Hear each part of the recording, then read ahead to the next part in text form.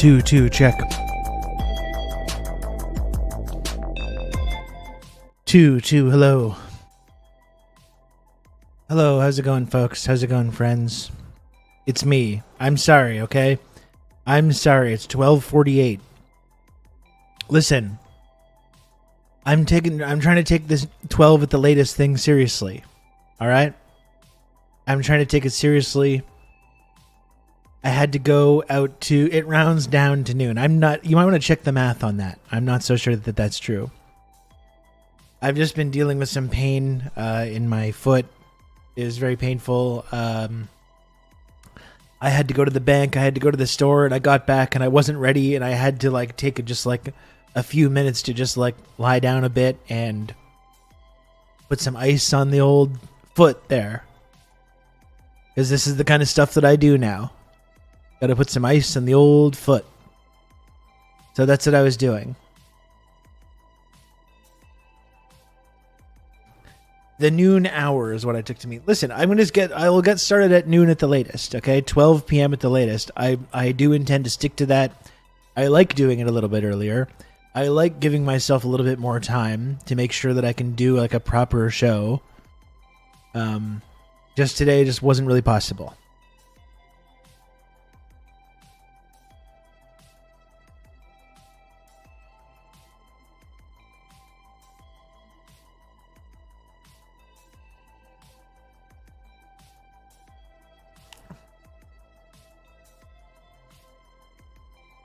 GM comrades, we in the no flex zone. Yeah, speak for yourself.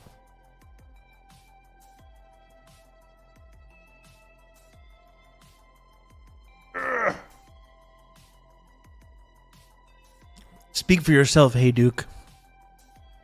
You don't tell me when we're in the no flex zone, okay? I'll tell you.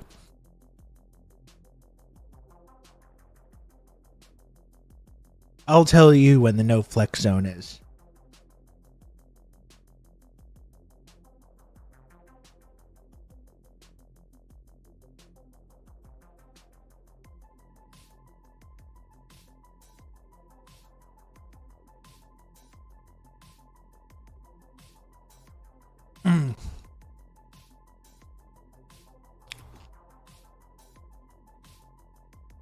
Gets on the juice and transitions to be lifting streamer.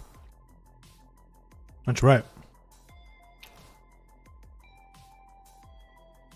That's absolutely right. That's absolutely what I am going to do.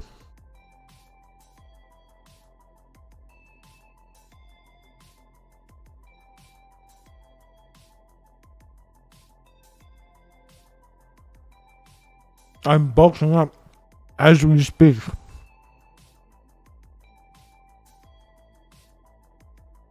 You think I was just eating all this food and not exercising because I'm a big slob? No.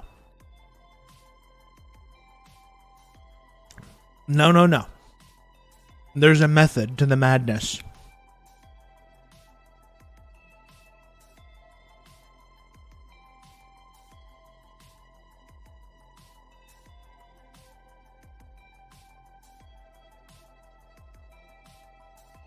Getting that heavy brain, and how. That was actually a really good sandwich. I just got a rotisserie chicken from the grocery store. Very quickly, just threw that into a brioche, mayo, pickle, cheese, onion. Easy. And I had a really good donut this morning. I live near one of the many cool food places that I live near as part of my bulking routine. But I live near this Iranian bakery, and I've never been there. It's 30 seconds away from my apartment. I've never once gone. But I went today to the Iranian bakery. I got this really good fresh donut with custard inside. I had it with my coffee. Ooh, baby.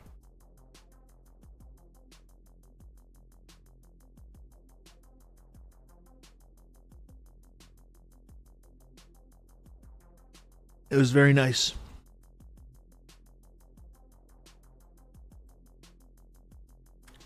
It was very, very nice. Now I'm ready to get going, though. Okay? Little late start. We don't need to chit-chat too much. Okay? Just we'll chit chat here a few minutes. Then I'm going to get going. We're going to talk about serious business.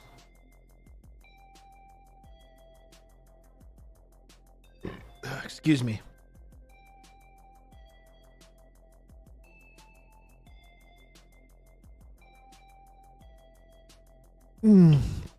Oh. That's good. That is satisfying. Kijiji. What a disappointing final. I mean, I guess it's still not over, you know. It's almost certainly over. You know, the 3-0 comeback is impossible until one day someone's going to do it. It's not looking great for the Mavs, but one day it's going to happen, you know? I don't think I'm going to stick with my Mavs prediction though. I don't think I'm sticking with the prediction. They might win the next game. Amazing Bircha, what is, you know, it's like, sadly, I was just, when the Celtics went up by 21 in the fourth, I was just like, all right. I tapped out.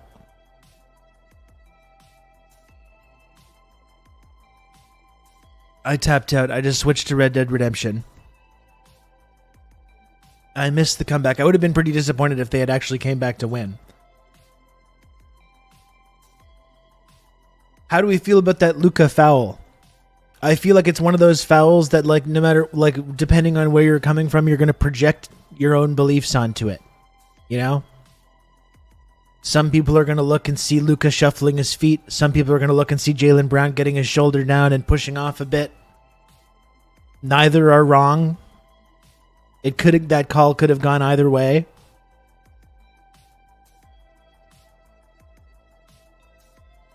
I saw people freaking out about it like it was the worst travesty ever, and I'm not so sure that's the case.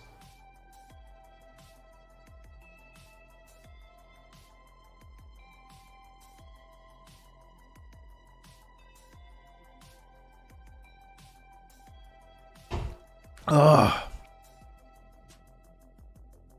Real basketball heads know that attempting to draw a charge with 5 fouls is a bad move. Yeah, I mean, he really put the refs on the spot.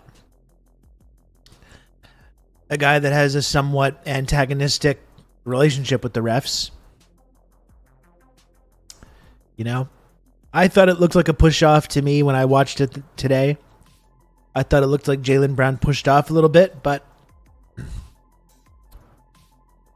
you know, his feet weren't really set either. So, like I said, depending on what angle you're coming from, you're going to be able to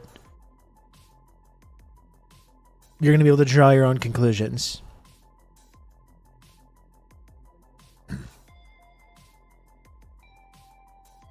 Could just be me, but when I looked at that foul, I saw 9/11 being an inside job. Weirdly, I did see that as well. Oddly enough, I saw the same thing. So,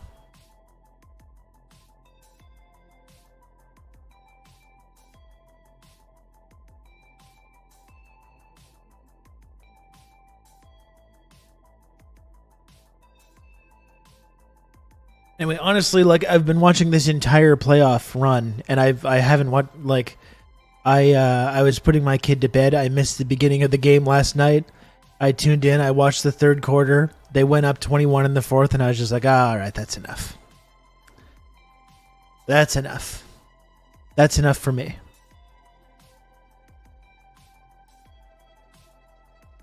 Hey, Duke Vulture, what's up? Skate fast, eat ass. Bush did 9/11. I'm always saying this. I am always saying just that.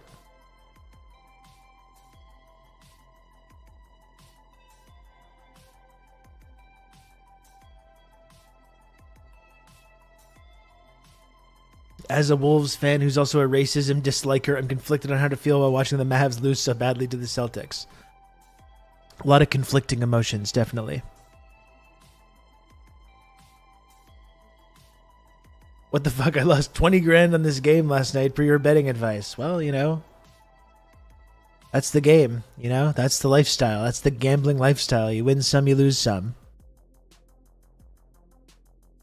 I know that maybe I did say it was a 100% guarantee. Lock it in, I believe were the words that I used. You know? Even the experts get it wrong sometimes. You're going to have good old Rob to talk you through all this. Dick Penderin, thanks for the 9 months of tier 1. I appreciate it a lot. Thank you. Stream baby. We got a 9-month stream baby.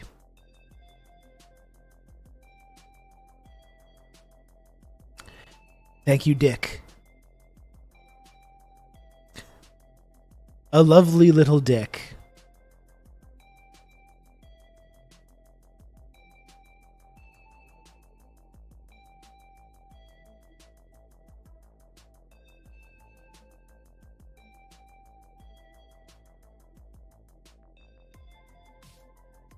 Okay. Well, that feels a little bit better. Thank you, Dick, to a multi-month subscriber. I hate to see the disrespect. Listen, it's called Findom, all right? I'm Findoming you.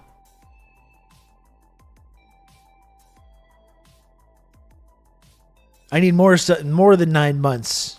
I need more subs, you little piggies. You little piggies. You just take and take and take, and I just give and give and give. I need more subs. Get out your credit cards. Get out your wallets. Hello? Hello? What's this? What's this? How long is the stream? 18 minutes. 18 minutes, folks. We got 1 sub here. What the fuck? Pathetic. You're pathetic. You disgust me. Why do I even come here? Why do I even come on here? I take time out of my day. You think I want to be doing this? You think I want to be doing this? You think I want to sit here every day entertaining you people?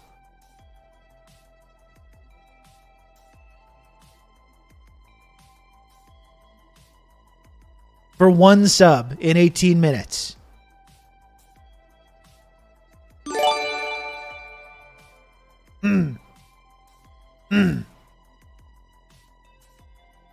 Risk inverse. You're welcome for the entertainment. You're welcome for the journalism. You're welcome for the analysis and the jokes.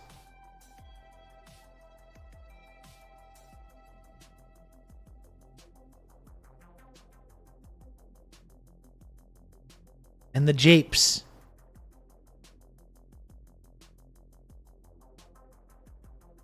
Don't forget the jibes. Would you like it if I was like this? If I acted like this? Thank you, Risk Inverse. Thank you for the gifted sub. I appreciate it.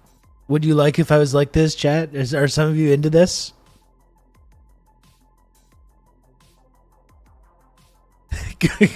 Gwynny's a hard no. Gwynny's a hard no. Dick Penderin says, nah. Fran says, we honestly don't deserve you. That's nice. Kijishi's a hard yes. This is dividing the community. Findom Rob is dividing the community.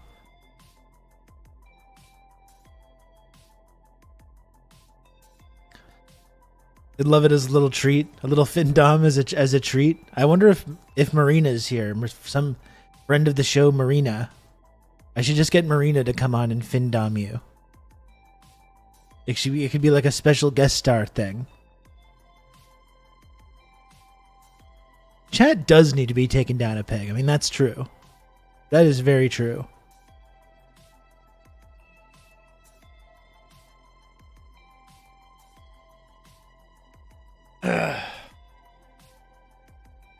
Now we're talking. I don't know. It's not natural for me.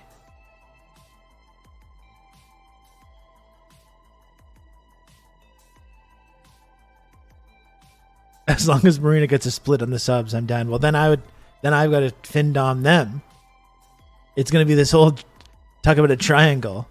It's going to be a Findom triangle. Are we pegging chat? Maybe that's taking it a little far. Maybe that's taking it ever so slightly too far. Peg.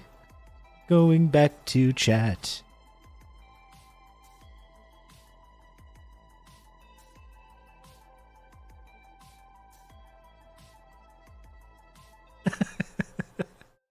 How does DP work into this? Oh my gosh. This is just getting off the rails. I don't know what I was expecting doing that whole routine.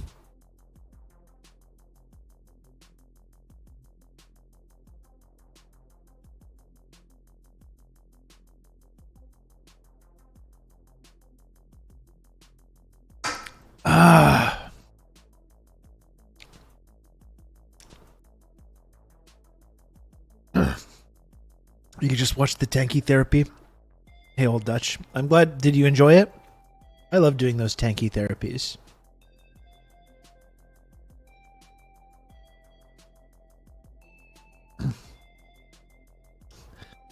DP says we're double Findom.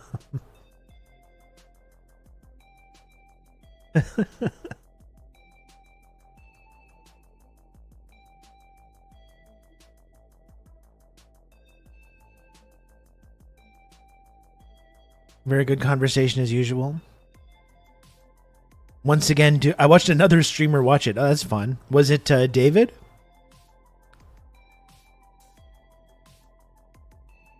Because I saw David TRRS was in the comments. Yet another platform where I'm starting to do my my October 7th denialism and apologia.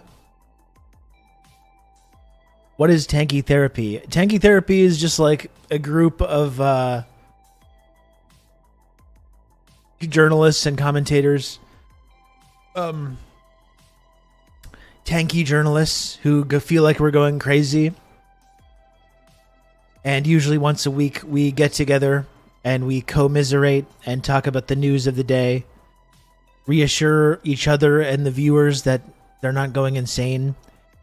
It's part of my friend Cena's podcast, East is a Podcast. So it's like a segment on East is a Podcast, of which I've been a guest a number of times. And I'm very unfortunate to be included in the Tanky Therapy group. Some very cool people involved in that. It's like a blogger book club. That's right. Absolutely.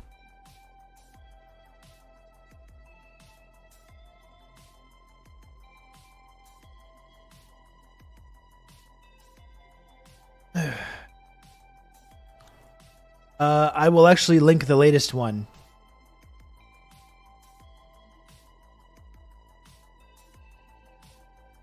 I'll link the latest one in the chat right now if you want to watch it.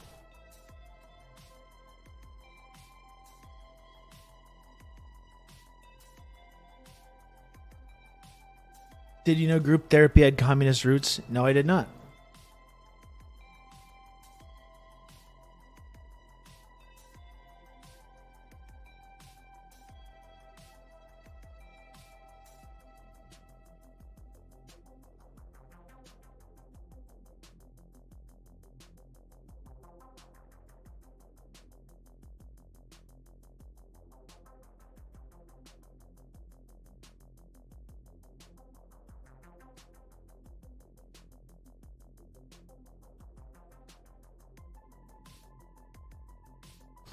I'm just doing a tweet. I'm just tweeting. I had a tweet in the chamber ready to go, and then I kind of forgot about it. I was playing Red Dead Redemption.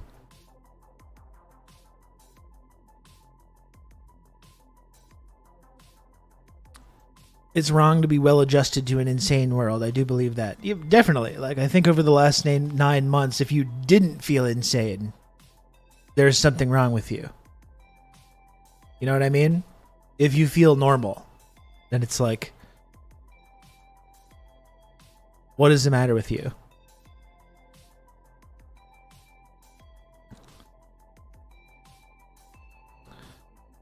Bon, the original Joker-fied streamer. But the knock-on effect of that is we have severe mental health issues. Well, yeah, that's true as well.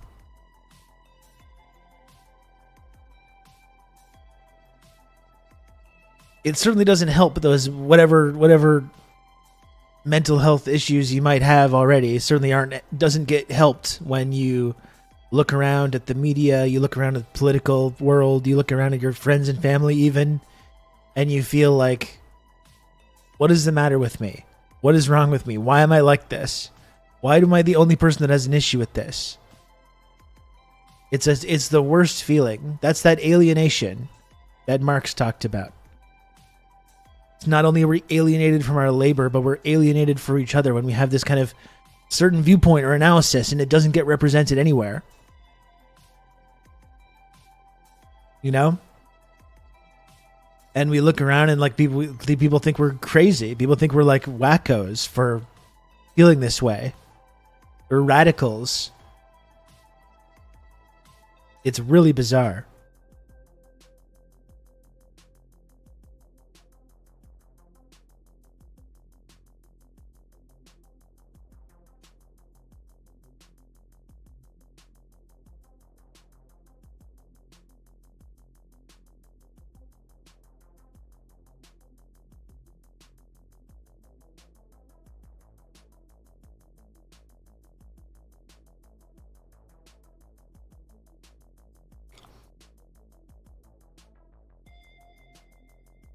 I'm sorry, is the rise of fascism just like not happening around us? Well, that's Duke Vulture. Like, I think you're American, right? Like, I think that's part of the problem too, is that like people got this idea, but the rise of fascism when Trump was president, and then it's like Biden wins the presidency. It's like, we did it. We won. We stopped it.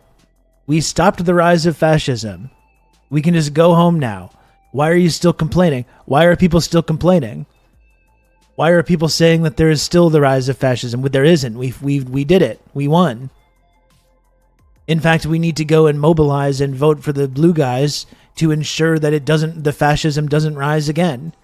And every 4 years, we just have to go and pull the lever for the Democratic Party and whoever they select as being the leader, and pull the lever for them so we prevent fascism from coming back. What's the big deal?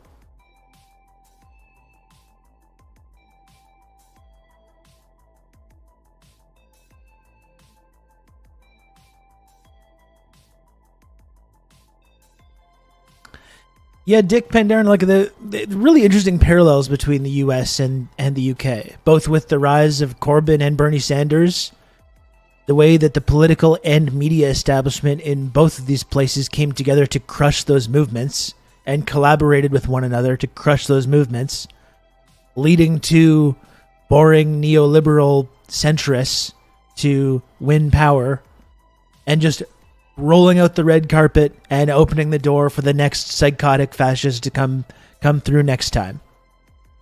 A tale as old as time, you know, and very, very similar situations with really strong parallels, not identically the same, but very, very similar.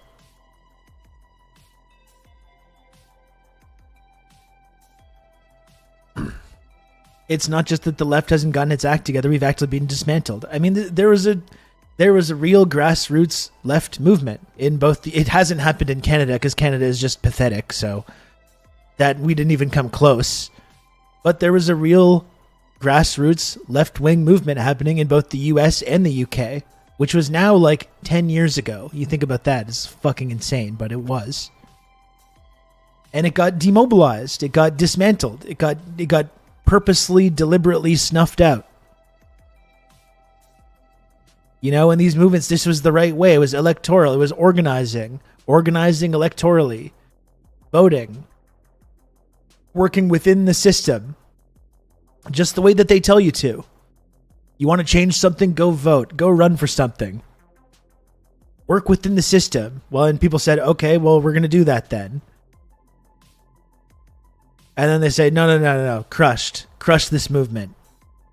Let's collaborate with these multi-billion-dollar media institutions and the most powerful politicians in the country and business leaders and come together and crush these movements. The interest was grown, but currently it's waning again. Well, because like how demoralizing is that? You know, in the UK, they were close to having Corbyn as prime minister, and he probably would have been prime minister if he hadn't been sabotaged by his own party. So what do you now do it again? Now organize another left-wing movement that has a chance to challenge the establishment. Oh yeah, no problem. Like, people are like, what's the point? What's the point of trying to do that if it's just going to get crushed by these extremely powerful media institutions? You know? It's just useless. We have to stop them. They're working within the system. Like, that's literally what it was. That's literally what it was. And paying attention to the Corbyn thing at the time is what I think what should, if you were paying attention, give you the antidote to all of the bullshit now about the anti-Semitism in our movement. Identical language to what was used to destroy the Corbyn movement in the British press and in British politics. And people, even Corbyn's supporters or ostensible supporters, fed into that. Oh, we've got to ensure that we don't have anti-Semitism in our movement. Let's ensure that these Zionists are respected. Let's ensure that we're not going too far. Let's ensure that we're not going too far when it comes to Palestine, when it comes to Zionism. Let's make sure everyone's still comfortable. Everyone's feeling very unsafe and uncomfortable. Which is amazing because they were doing that in 2015-16 against Jeremy Corbyn, and they're trying to do it now, this kind of rhetoric, and it seems all the more insane because of the last 9 months of brutal violence and mass murder and ethnic cleansing, and they're still doing it. We're still talking about respecting the Zionists in our space and ensuring that we don't have this kind of like anti-Semitic aspect of our organizing spaces and stuff, which just means making sure Zionists are not excluded.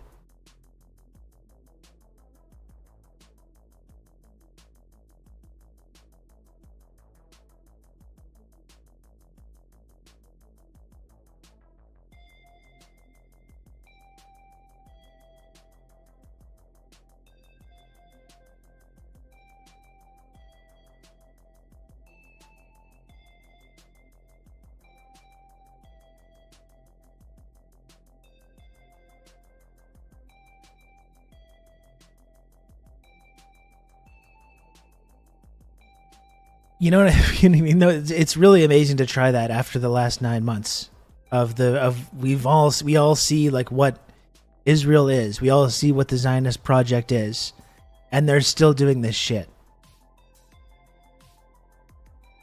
You know, they're still trying to pull this shit. And I'm sorry, it's been like multiple days of me ranting about this, but I can't help it because it's fucking annoying. It's fucking insane to me that they're still trying this, and you've got like celebrity progressive politicians supporting it and basically calling people in their own movement Nazis because they've taken a look at what's happened over the last 9 months and concluded that Israel does not have a right to exist.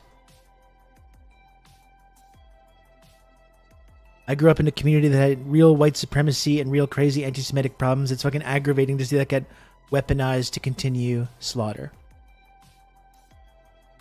I mean, like I did a tweet to this effect, like this idea of like, how dare people question the events of October 7th, the largest attack on Jewish people since the Holocaust. That's what they keep saying over and over and over for 9 months. It's basically a hate crime. It was a hate crime motivated entirely by anti-Semitism. That's all that happened. No, let's not talk about the Hannibal Directive stuff. No, let's not talk about the cycle of colonialist violence. Let's not talk about all the lies that have been disproven. The mass rape campaigns with which these people that AOC was hanging out with have been spreading this hoax for 9 months. No, let's not talk about any of that stuff.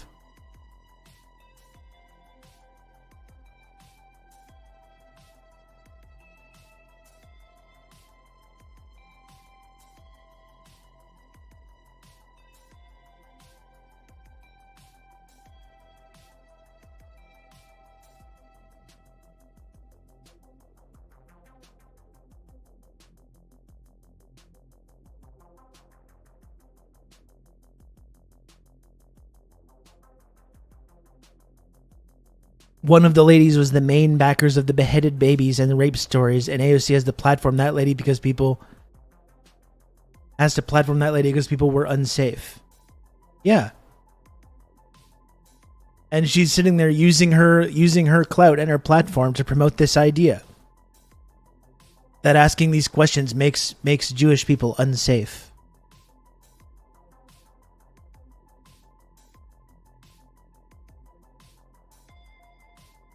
And you're worrying about in our organizing spaces. Like, it's crazy to not want, like, lying, proven liars and propagandists in our organizing spaces. It must be because of racism. That we don't want people who have openly, publicly lied about fake atrocities in order to manufacture consent for mass murder. We don't know, crazy that we don't want them in our organizing spaces. Like, for fuck's sake. And all the weaponized, I feel stupid because I've been talking about this for like 3 days. I keep just getting mad about it.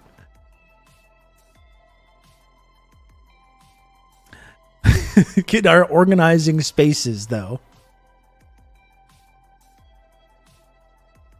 Jesus Christ. Why? I can't believe we don't want those people in there. I can't believe we don't want to have anything to do with these people. Why could that be?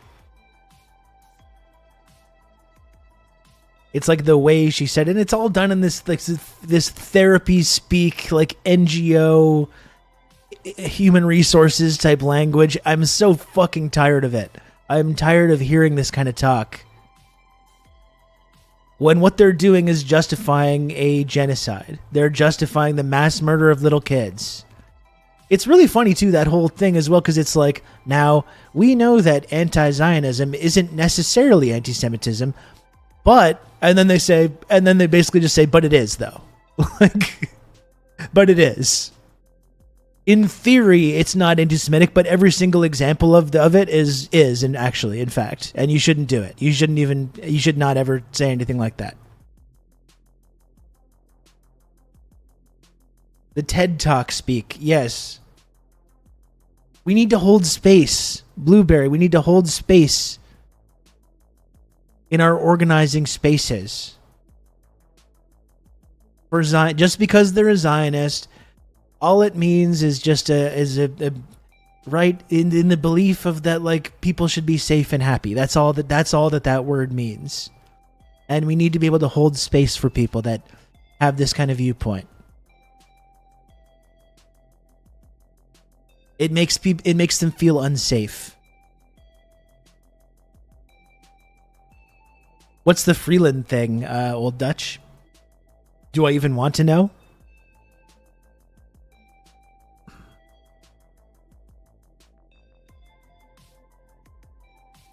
Rom just needs to take successful women down. Man, I would love for some of, like, first of all, there's plenty of like extremely principled, radical women and men doing amazing work right now. I would love for some of these women or anyone that has a progressive platform right now to actually use that meaningfully and draw an actual line in the sand here. No one seems to be doing it. No one of any gender. Literally anyone. Like I said, I think Rashida Tlaib is the one person in U.S. Congress that you can say comes close. Maybe Cori Bush, maybe Ilhan Omar.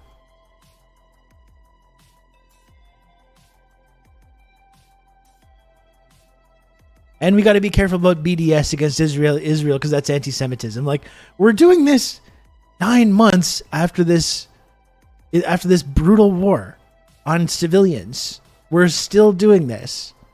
Oh no, not BDS. We're fear-mongering about BDS making people feel unsafe 9 months into the mass murder of little kids.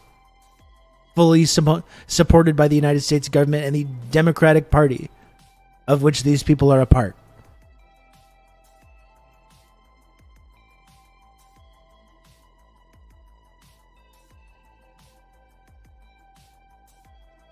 All right, Old Dutch.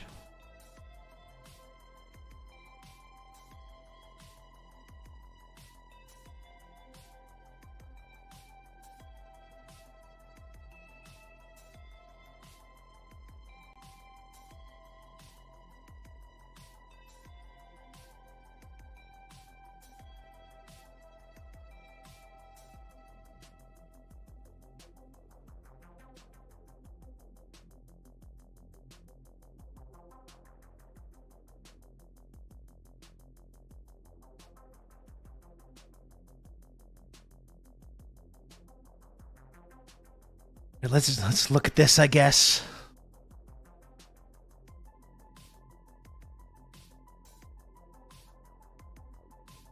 Oh, this is going to be interesting, actually.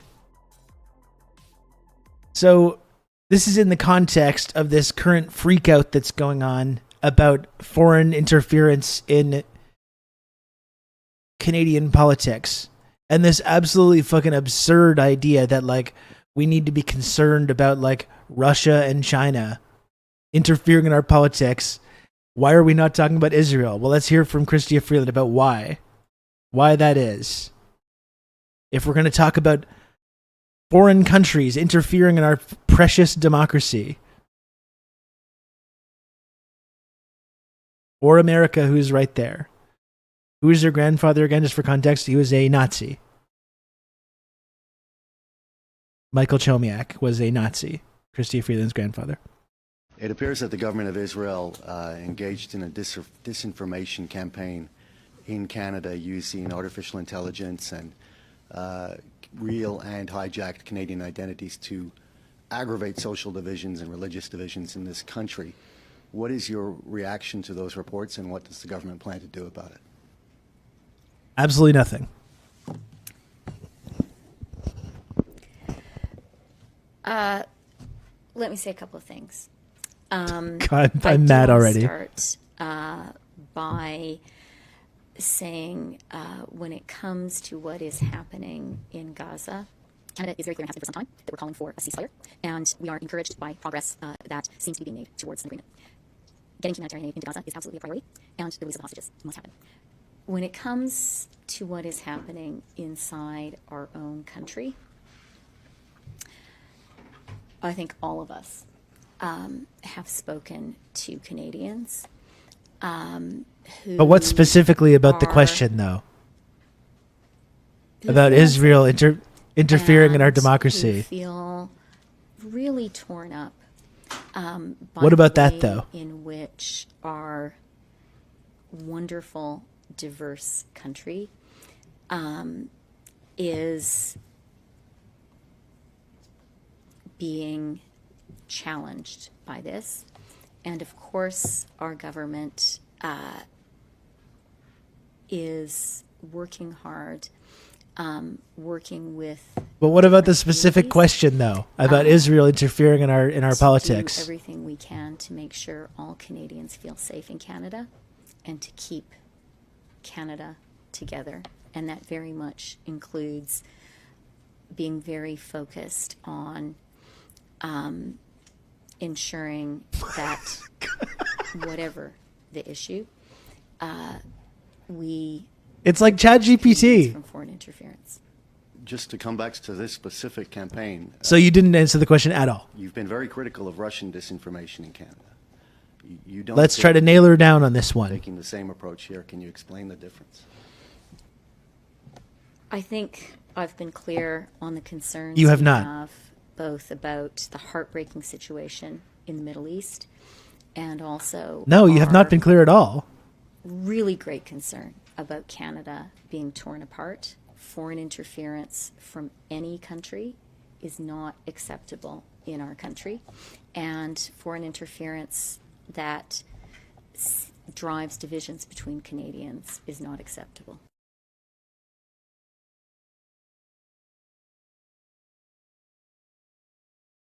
What are you going to do? We're having whole inquiries. Apparently, according to Chrystia Freeland, it's all unacceptable, no matter who does it. Anyone interfering in our democracy. Yet we're having hearings and we're having this big national discussion about Russia and China. So where are the hearings about Israel? When are those going to be happening? What are we going to be doing about this situation? Is it unacceptable to the point that we're just going to say, well, that's very unacceptable, and then do nothing? What are we actually doing about that?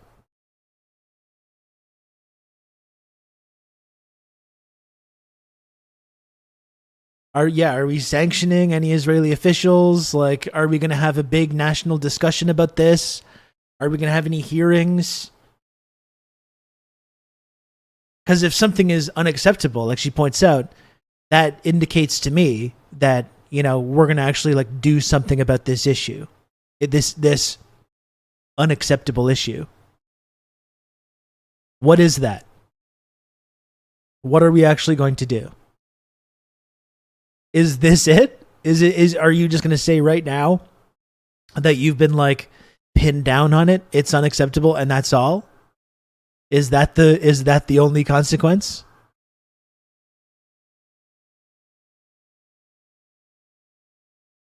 She was very clear. Foreign interference hypothetically is bad. It's bad, but is it bad like we should do something about it? Well, not so much.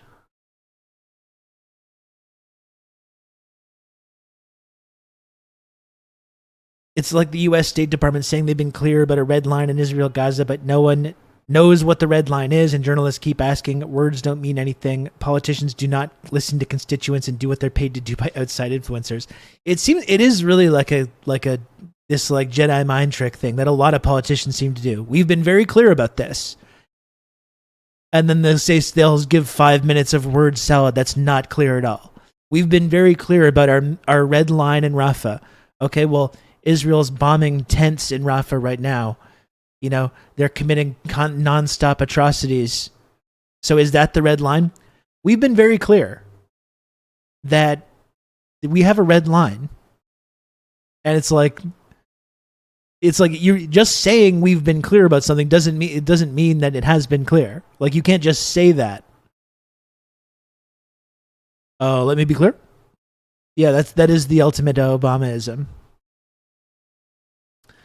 But at least Obama was, let me be clear right now, and then he would do some kind of bullshit and he wouldn't be clear. But like, we've been clear about this. We've been very clear.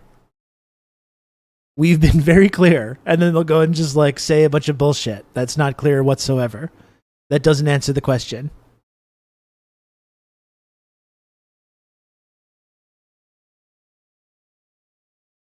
Let me be clear. I'm Obama. And I'd like to blow up hospitals. Yes, we can.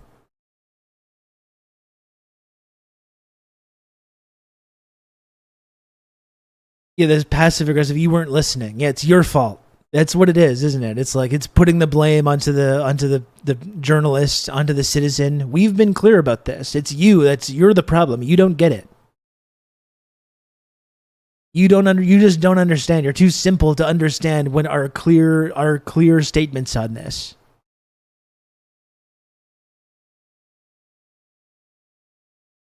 That was not Obama just on the stream. That was me doing an Obama voice.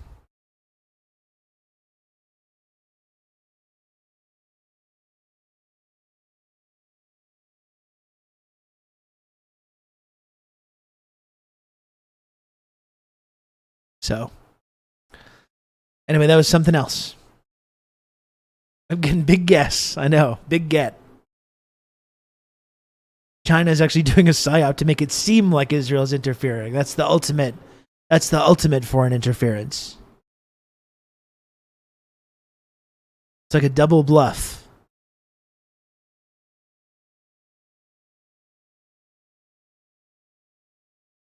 Oh, let me be clear. I used to know about Palestine. I used to hang out with Edward Said. But then I forgot about it when I got paid. I'm on Branson's yacht again. Suckers.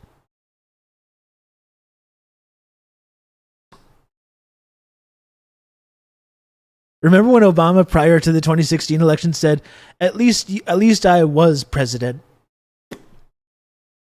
And then Trump was elected president like 2 months later. That was funny. The Orange Man is bad. I know Trump did a lot of bad things. No one would deny that. There was a certain satisfaction in seeing these fucking arrogant pricks in the sort of liberal ruling class establishment get absolutely humiliated, though. There was a certain satisfaction in it. Of course it's Obama's fault. Of course Trump is Obama's fault. Obama took over, had historic mandates, not only like the power to do things, but a huge mandate from the people that elected him. And then 8 years later, they're like, fine, we'll take the racist game show host, I guess. whatever. Like, the Republicans were fucked when Obama was elected. He extended a hand and pulled them up off the mat. He could have stepped on their necks.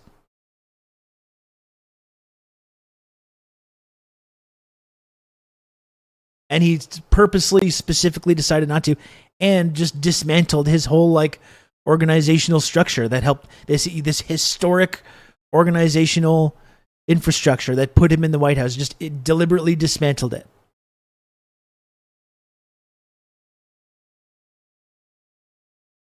He was the perfect candidate to take that energy and do nothing. It's really just awful. Like I've said a couple times, the most radicalizing political figure of my lifetime, and it's not even close.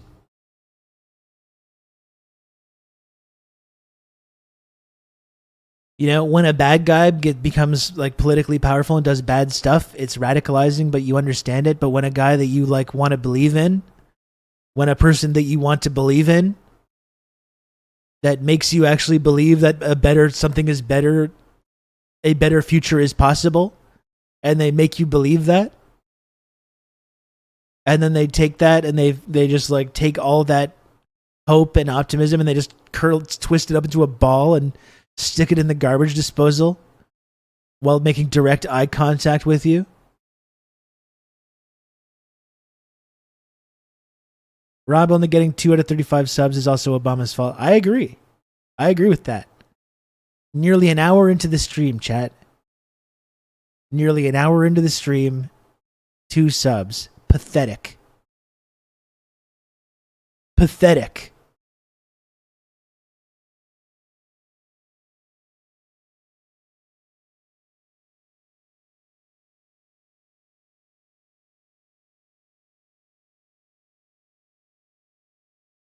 You should all be ashamed of yourselves. Thank you. When he approved the bombing of a wedding, I remember that aftermath singularly making it go beyond the electoral politics. Yeah, and it like, you know. You've just become an elite member of the Friendship Triangle. Brandon, thank you very much for the 5 gifted subs. That's really kind of you. Thank you for that. And please make sure everyone follows Powerless Pod. Brandon, are you just going to start streaming like from on Twitch? I saw you were setting... Let's go, Brandon. Yeah. I saw you were getting a streaming setup going on.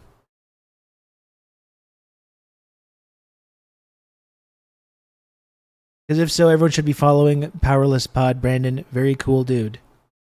Not the Brandon in the White House.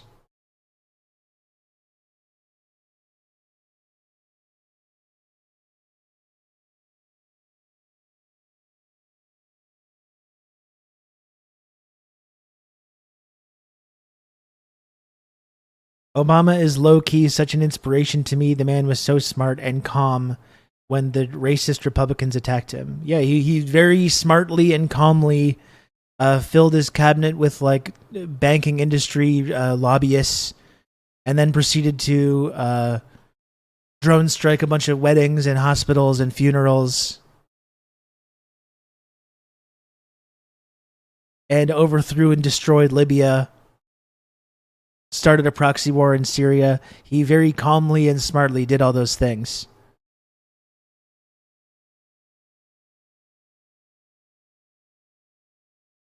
First, Obama joins as a guest, then Joe Brandon's out there gifting subs. I know. At least they respect this whole like contrary viewpoint thing, you know? Forgot about the tan suit. Of course, the only controversy. And the Ukraine coup. Let's not forget that. Happened under Obama as well.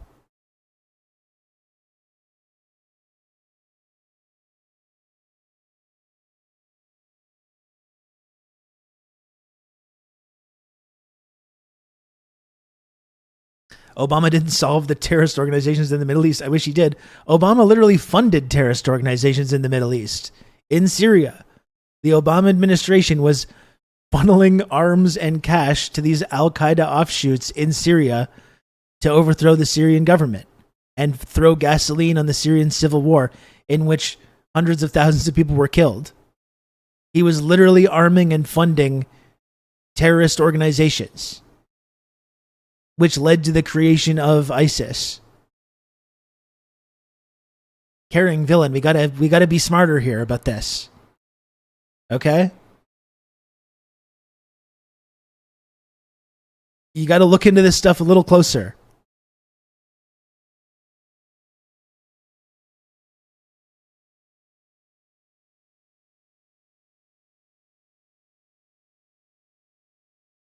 Al-Qaeda is currently funded by Iran, which makes money from selling oil. I would check your sources on that, caring villain. I would check your sources on that one. Is there a source for that claim? Do you have a source for that claim?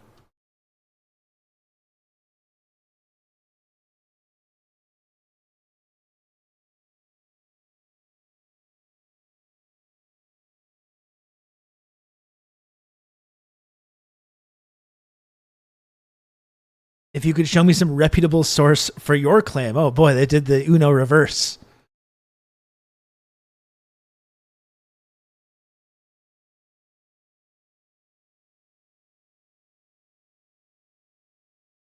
Here you go. You want a source? I'll give you a source. You ready for this? Are you ready to have your mind blown right now?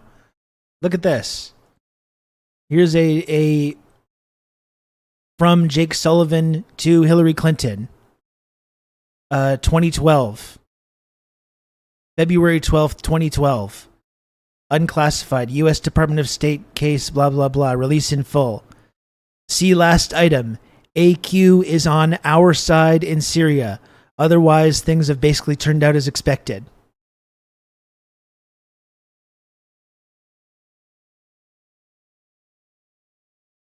That anyone can Photoshop. Caring villain. Come on. Come on, caring villain. These leaked State Department documents have been confirmed. Like this, there's no controversy around this. There's zero controversy, and these are officially confirmed leaked documents. This was years ago that this happened. Where have you not been paying attention to this?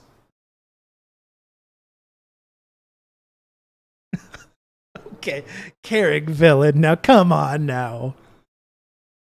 The U.S. government doesn't even deny this. This is common knowledge. The United States government, under the Obama administration, was arming and funding Al-Qaeda in Syria, as is proven by this email from Jacob Sullivan to Hillary Clinton in 2012.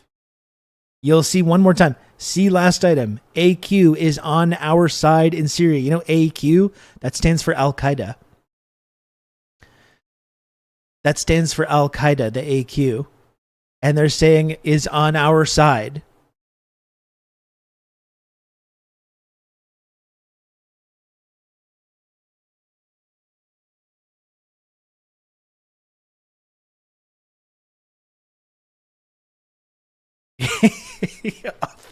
Authentic queso.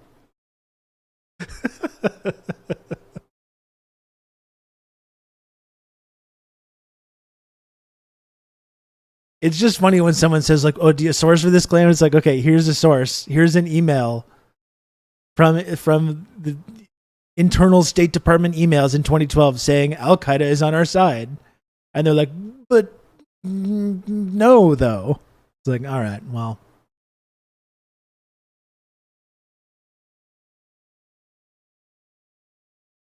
Okay, Carringville, you're not being serious. Photoshopped. I don't even know why I'm doing this because obviously there's nothing that's going to prove to you. These are leaked emails. Do you remember these WikiLeaks emails? Like, do you remember this? This was a big story. The whole like leaked email thing.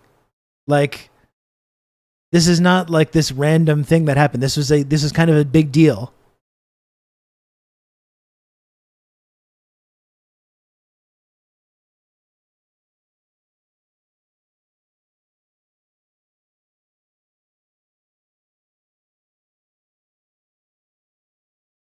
I don't think you're being. I think you're trolling, Carrick Villain. I think you're trolling. You wanted us. I say, the Obama administration funded Al Qaeda. You say, where's your source? I say, here's the source. From Hillary Clinton's email archive that says specifically Al Qaeda's on our side. You can't just say no. Like that's not how this works.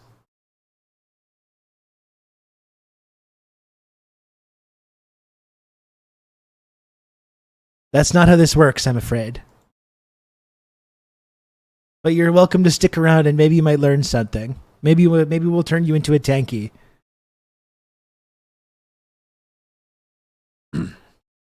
Maybe if you just stick around to hate watch, we'll turn you into a tanky by the end of the episode.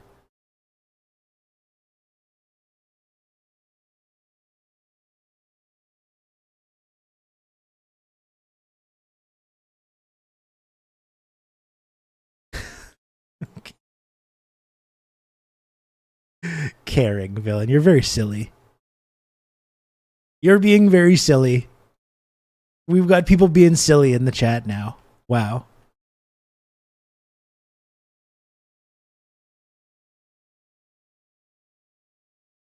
It's all right.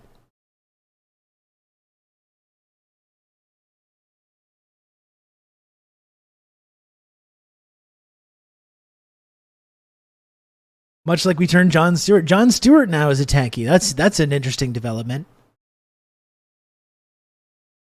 That's an interesting development. Tanky Jon Stewart. Tanky Putinist Jon Stewart. That's where the libs are right now. They think Jon Stewart is a Putin-loving tanky. Sanity has been restored. Sanity has been fully restored now. You gotta love it.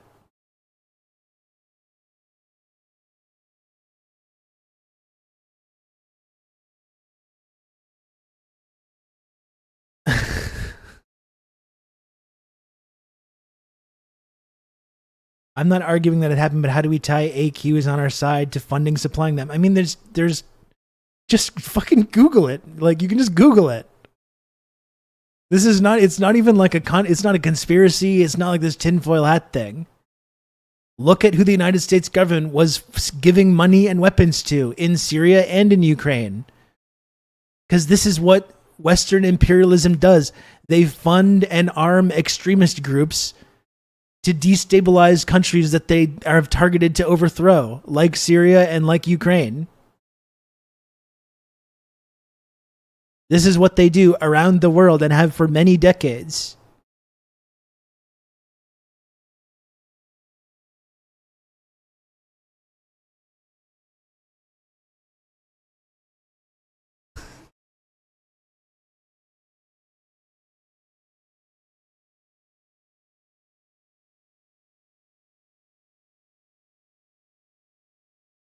Didn't AQ apologize for attacking Israel? No, that was ISIS, Dude. That was ISIS.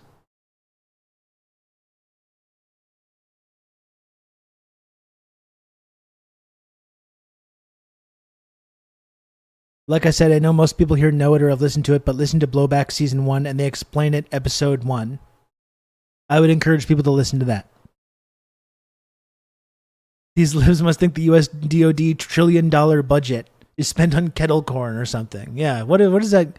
It's certainly not going to the actual troops. Good old Rob who are like killing themselves in record numbers and living on the streets, lives of desperation. Blorsid, thank you for the 12 months of Tier 1, Blorsid. I can't believe I've been stuck in this perpetual hell for a year. I can believe it. I can believe it, and I think it's wonderful, actually.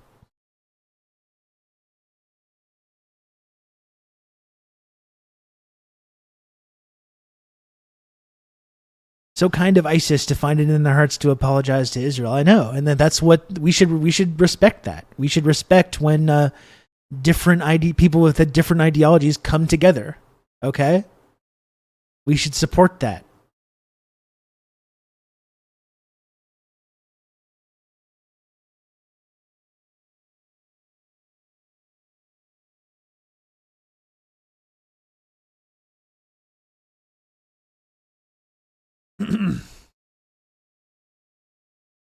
Yeah, or the same ideology.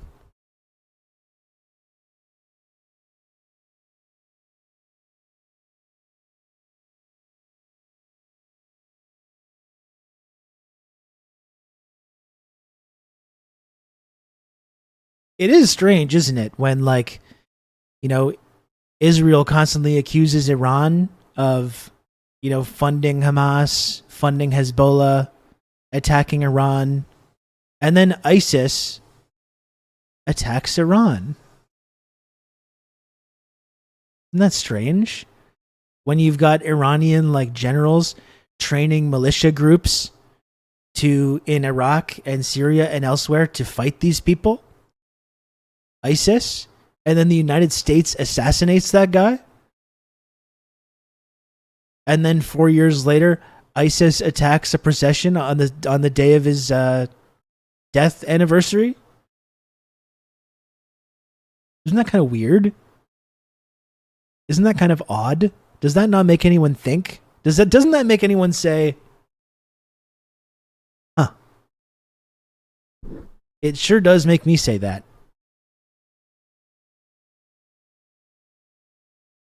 I don't like to think. It certainly makes me say, huh.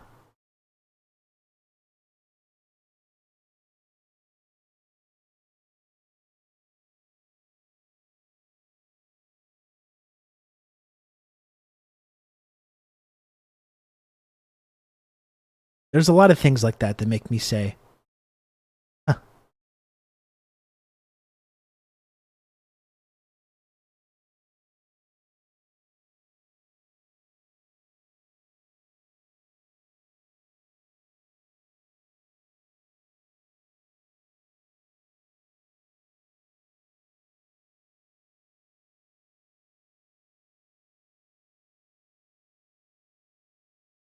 Anyway, we got off to a fiery start today. I was a little late getting started. We're jumping right into the crazy shit today.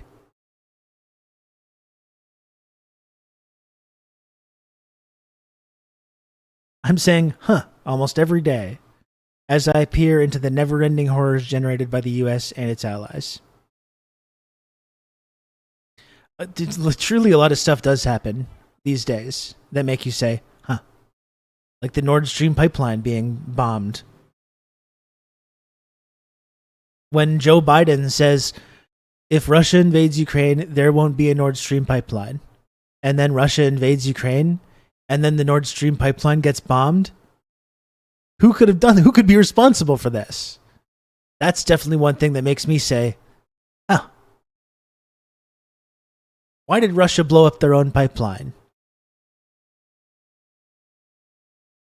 These man-made horrors are well within my comprehension.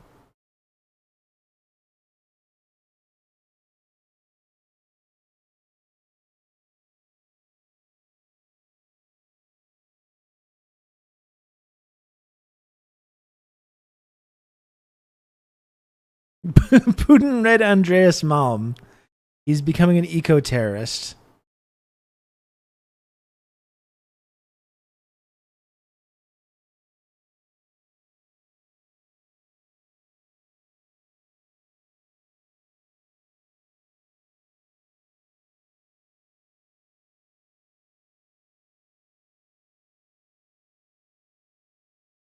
All right, what's next? We got Abby Martin and Rania Khalek. I gotta get Abby on the show. Every single time I reach out to Abby, it just doesn't quite work out.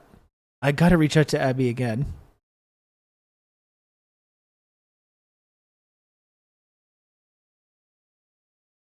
Let's maybe take a look at that. I've been ranting and raving and hooting and hollering for multiple days now.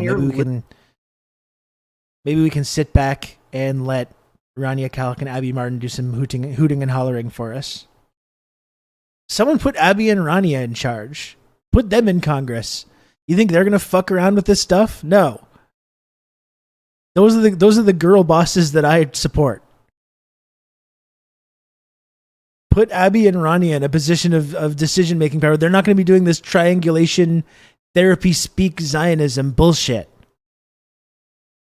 I can guarantee you. The 2-woman power trip. That would be so sick. And you know what I mean, though? But it's the same thing that I was saying yesterday. Like, you know what? Take a stand. No more of this therapy speak Zionist triangulation. You have a position of power. You have a ton of clout in the U.S. progressive movement. Use your power to take a fucking stand. Show some actual courage. Have an actual spine. And you know what? If you lose, you lose. That's why I respect the fuck out of another girl boss that I do respect the hell out of is Claire Daly, who lost her seat in the European Parliament and who recognized that the European Parliament was basically like a useless institution and used that per position in there to every single day make public advocations on behalf of Palestinians against the U.S. empire. And eventually, she got voted out. And her attitude after that is just like, okay. I do love what she said on the way out as well, yeah. But if I get voted out, I can't build power. I'm not going to be able to build power anymore for my watered down Green New Deal that's not going to pass 8 years from now. Is AOC or anyone else in Congress in the progressive movement even talking about Medicare for all anymore? Or even talking about like any of these big initiatives that they kind of campaigned on? Do they even mention that kind of stuff anymore?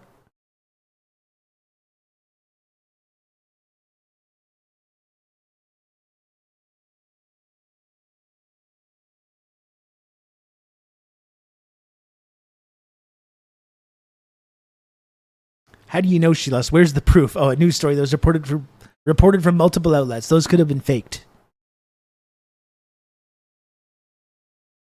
Those could have been faked.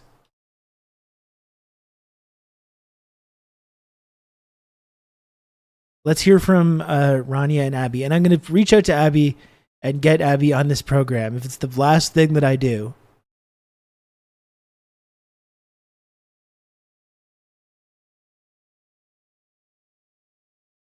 Living in Israel 20 miles away from a concentration camp, if I was living 10 miles away from Auschwitz, and get some water. I wouldn't be able to be there, right? So you have to grow up from cradle to grave hating Muslims, hating Palestinians with such a deep-seated hatred that this is justified, that it's justified to throw them in a cage and deprive them of clean water.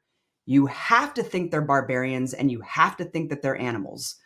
And the leftists in Israel, I mean, if you want to call yourself a leftist, I think that a lot of people who are in the Labor Party and a lot of people who call themselves leftists still are fascists, right? The most left-wing Israeli is a right-wing American. And that's not saying much considering the political spectrum in this country. But a lot of left-wing Israelis, a lot of anti-Zionist Israelis who are actual leftists who disagree with these horrible policies have fled because a lot of them can. Why would you want to live in a fascist society? I wouldn't want to live in Berlin in 1930. I just wouldn't, right? I would get the fuck out of there. Hello, everyone. I'm Rania Kalik, and this is Dispatches. Every day, we watch Western officials justify Israel's live-streamed high-tech slaughter of Palestinians in their homes, at schools, in hospitals, in refugee tents, while Israeli society becomes increasingly unhinged and genocidal. After watching 8 months of Israeli genocide against Palestinians in Gaza, many are left wondering if the West has any threshold at all, or if they're willing to let an Israel high on hate go all the way. Meanwhile, Israel's supporters continue to insist that we condemn Palestinians for fighting for their survival against a state that seeks to exterminate them. Joining me to discuss this and more is Abby Martin, creator and host of Empire Files. But before we jump into it, this is just part of this episode. The full episode is available for Breakthrough News members only. You can become a member at patreon.com/Breakthrough News. And as always, be sure to hit the subscribe button and the bell so you get a notification whenever we post new content. And if you appreciate this show, you can also donate below on YouTube. Abby, welcome back to the show. Thank you so much for having me, Rania. It's great to be back. Well, it's great to have you back on. And, I had you on Dispatches back in October. It was really like soon into this. And I think what's interesting about that is at the time we had so much to talk about because Israel had already started bombing hospitals. So I think we spent quite a bit of time talking about the bombing of hospitals, the fact that there was women who were having C-sections done without any anesthesia.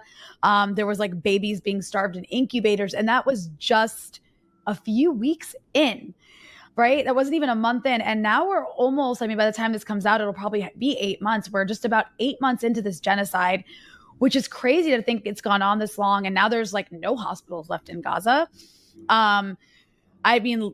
Babies, the number of children who've died is like around the 15,000 mark. But, we don't even really know how many people have died at this point. They keep just saying 35,000, 40,000, but it's kind of been at that number for a while because Gaza's authorities don't really have the capacity to count the dead anymore. It's just been an endless horror show. So I guess I wanted to maybe start off by asking you before we get into some other things, what are your thoughts now, 8 months into this? Did you expect it to go on this long? Are you surprised by what we've essentially watched, which is this like live stream slaughter with seemingly no end in sight? My God, it's so surreal to think that it's been 8 months, Rania, and how much had already happened, like you just outlined. I think it's been really horrifying. Obviously, it's been the worst thing I've ever seen or read about ever. I think it's an unparalleled atrocity in history and not just in modern history. I just can't match anything to this because when you couple that medieval barbaric tactics on the ground with the high technology that's unmatched, obviously, and the calculated measures to actually have high technology specifically designed to kill a group of people that are trapped in a prison.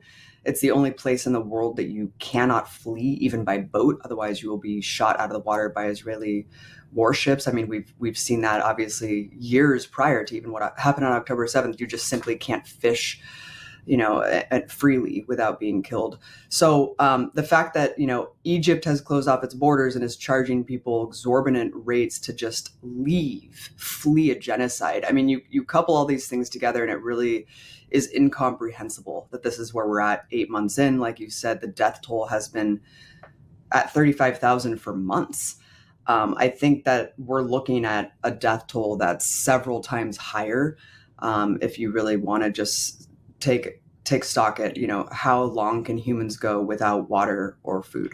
It really is something out of a James Cameron movie. It's like these quadcopter drones killing people, luring people out of tents with the sounds of crying children. The levels of depravity, I think, are unmatched too, and the sheer documentation on both sides too, I think, is something that's completely unparalleled. Just the amount of documentation from Palestinians documenting their own storytelling of their tragedy, as well as just Israelis who are there committing the heinous crimes, documenting themselves doing it, and then taunting the viewers saying, yeah, just try to bring me to The Hague. It's taken such an emotional beating, I think, on all of us who have a conscience in the world. How many dead kids can you see ripped apart? How many headless children? How many corpses can you see? And really just move on with your day and continue to go through them. I do think it's also worth pointing out,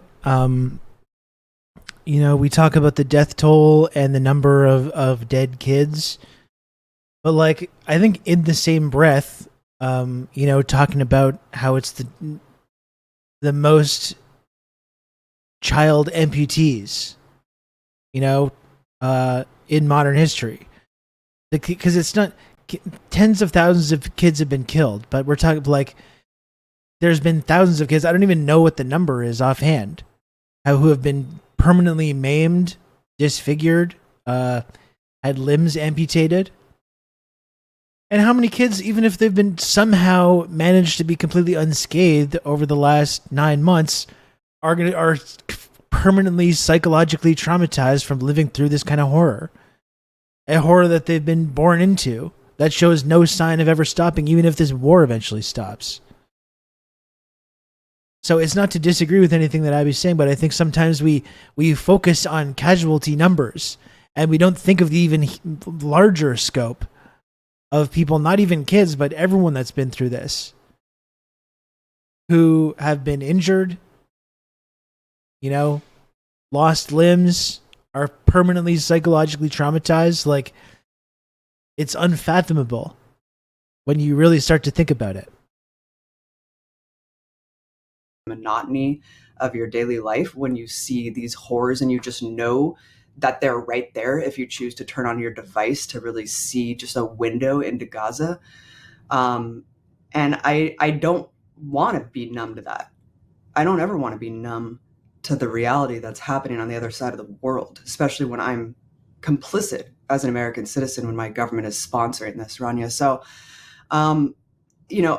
obviously we can't just stay invested and present day in and day out like the Palestinians have to. We have to take a step back, and we have to do things to continue with our jobs and our lives and being caretakers to our children. But man, it's taken a beating and an emotional toll, I think, on everyone, because the helplessness that you feel, and the lack of agency that you feel to be able to do anything about it. And then when you also just take in the fact that the world has failed so abysmally, that the world collectively has let this happen. I don't know if there's any going back. I don't know how we can continue as an international community. I know the notion of a rules-based order has always been a joke, but I just don't know where we go from here, especially if there's no accountability for Israel and the U.S. I know that Israel, in the wake of the war on terror, obviously the U.S. has enjoyed total impunity for all of its crimes. And I think that this is a net benefit for them to just be able to up the ante to such an extreme degree that anything goes now. But what world does that leave us with? And that's a very scary, devastating notion as we continue to see the ongoing ethnic cleansing before our eyes. It's not over yet, Rania, and we know that they're not going to stop until they complete the project. Yeah, I agree wholeheartedly with everything you said. And I think a lot of people can relate because we're all just feeling completely drained. And of course, we're just watching it. So it's like, I can't even imagine how people who've been living through this for 8 months are getting by. I'm sure it's like, at this point, you can see the exhaustion in their faces. Like, I remember watching videos from October, November, December. And obviously, like, it's a horror show, right? You see dismembered bodies, people carrying their kids' body parts in bags and just crying and devastated and horror after horror. And now it's been 8 months of that on top of the constant horror, the constant slaughter that is also now happening to people who haven't been eating properly, who are constantly on the search for clean water to drink, who've already lost like dozens of members of their family. It's gotten to a point where you start to think to yourself, and it's a horrible thought, but like you feel relieved for the people who were killed in October, November, December, because they didn't have to endure 8 months of this before being killed. Like, that's how bad it is in Gaza, where that's at least where my mind goes. Because I'm just thinking, like, I think of Rifat Al-Arir, and I'm just like, he's gone and it was horrible, but at least he didn't have to go through all of this. But no one should have to go through all of this. Like, anyways, I think a lot of our minds have gone into kind of dark places like that. But in the midst of all this, there's also been a lot of content that's gone viral. And some of that viral content has been on a show that both you and I have been on. You've actually been on it twice now since October 7th. And that is Piers Morgan's show, Piers Uncensored, I think it's called. And, you went on it first a few months back, and you were debating essentially Piers and this girl, Emily Schrader, who I also had to deal with as well, who's this like American woman who made Aliyah to Israel after college and is now like constantly auditioning to be an Israeli spokesperson. But nothing more pathetic. You killed that interview, and I'm sure she doesn't work for Israel. She doesn't work for Israel. She's just an unpaid volunteer working with the nothing IDF. more pathetic. Who wears a little Israel America flag pin on her lapel. Anyways, jail. So, but more recently you did this interview with this very interesting unpaid genocide PR person. I play the clip I want to play from this interview. Ultimate can you tell sicko. Our audience who this guy is, what's his deal? And yeah, just like set it up for us before we see what we're about to watch. Yeah. So this guy, This guy's named Masab Youssef. He is the son of the co-founder of Hamas. He has basically just made a very lucrative career throwing Palestinians under the bus. It's funny because when you look at his Wikipedia, it says he's Palestinian origin, but he will denounce his heritage and nationality and say, no, not only is he not Palestinian, but Palestine doesn't exist in general. So this guy's story is that he was born into Hamas, obviously, born in the West Bank, actually, and then joined Hamas while simultaneously working for Israeli intelligence. So Shin Bet for years and years and years, which is the Israeli security agency, where he was a double agent. So he claims that he was feeding Israel intelligence to save lives, right? He claims that he was preventing suicide bombings, but what he was really doing was hunting down mercilessly militants and resistance fighters that were trying to fight their oppression. I don't believe anyone who is a double agent or an Israeli spy. So I don't believe this guy, Masab, when he says that he was saving lives. That's what every single intelligence officer says. That's what every CIA agent says. Oh, no. What we do is just, it's all to save lives. It's all for the matter of national security. But Ask I think Office Jim. What this is really about with this guy is about tamping down on all factions of Palestinian life and preventing the agency of all Palestinians from being able to resist their oppression whatsoever. And what's amazing about this guy, Rania, is that he's trotted out there by the pro-Israel side because he is their token Arab.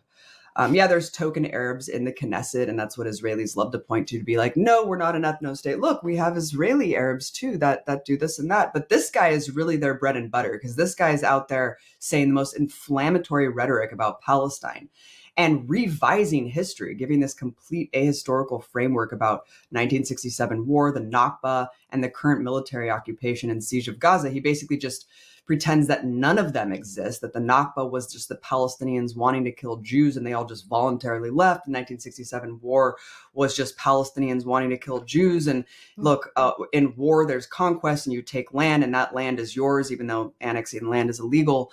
And then he just says today there's no occupation or siege of Gaza and there's no Palestine at all. So it's like, how do you really like get on a level playing field with that guy? But what's even more amazing, Rania, is that this guy says all Muslims are essentially violent and need to be responded to with force. And so the fact that Israeli officials bring this guy out there because they love that this guy says what he says about Muslims, so they don't have to.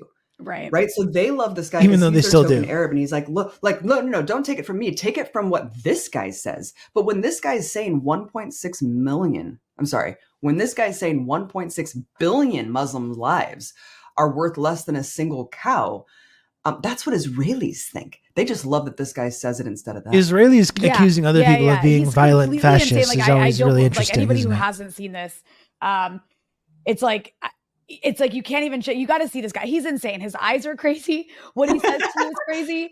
But you're absolutely right. Like, they trot him out because he does say what they can't say. He's so freaking unhinged.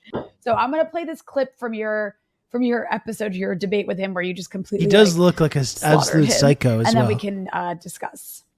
Okay. Mossad is a Palestinian who hates Palestinians. He's developed a lucrative career being able to lie about basic facts about this conflict.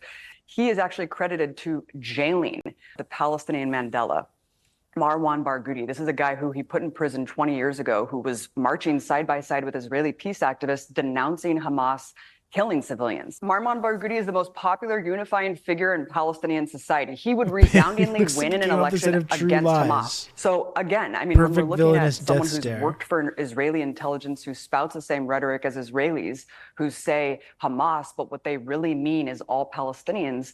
I mean, it's really hard to debate someone on the fundamental reality and the principles of, the facts of this conflict. Well, this is... Hold on, I want everybody to like remember how calm and collected and smart Abby sounds, and like just prepare this. I can't prepare you for what you're about to hear. I just needed to make a note of that because this is quite the juxtaposition. Abby wants me to apologize for saving human life.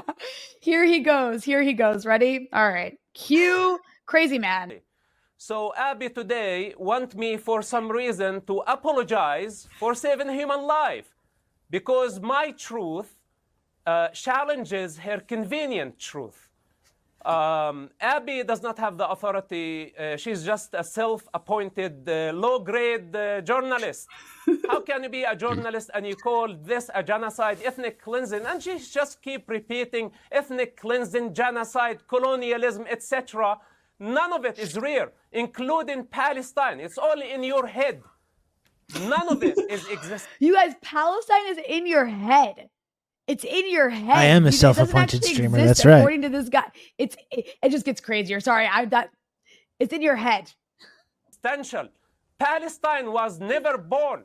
How can you free it? Look at Abby's it was face. never there. It's just a colonial entity. And some people choose to make it into a national identity. And this parrot has been just repeating Hamas A2 anus beard. propaganda. Marwan Barghouti that she's talking about him, she never met him. I knew Marwan. Because he's in jail, before because he you got put him to power. there. He's a criminal. He killed 5 people. He has blood on his hands. He cheated on his wife. He has a secret son that he never revealed it to the public. Of course, I can criticize him, and I can criticize all the criminals that I know personally. She's been there only for a visit, and maybe she had some falafel sandwich, you know, and she really was blown away of the Palestinian experience. There is no such a thing as Palestine. It's about time to retire, find a different job. You're not a journalist. You don't qualify even to be a mother. I mean, wow. This guy straight up was like, you don't even get to be a mother. Or you don't even qualify. I was blown. My goodness. And like the rest of his chatter is like that. It's completely insane. But please go ahead, Abby. After like you can see Abby's thought process in her head saying, holy shit, this guy's making it easy. It's like it's Israeli spokespeople. It's like, surely you can find some better spokespeople, you know? You must be able to. Why are all your spokespeople like comically evil? Like cartoonishly evil? Or just clearly insane? Or sometimes both?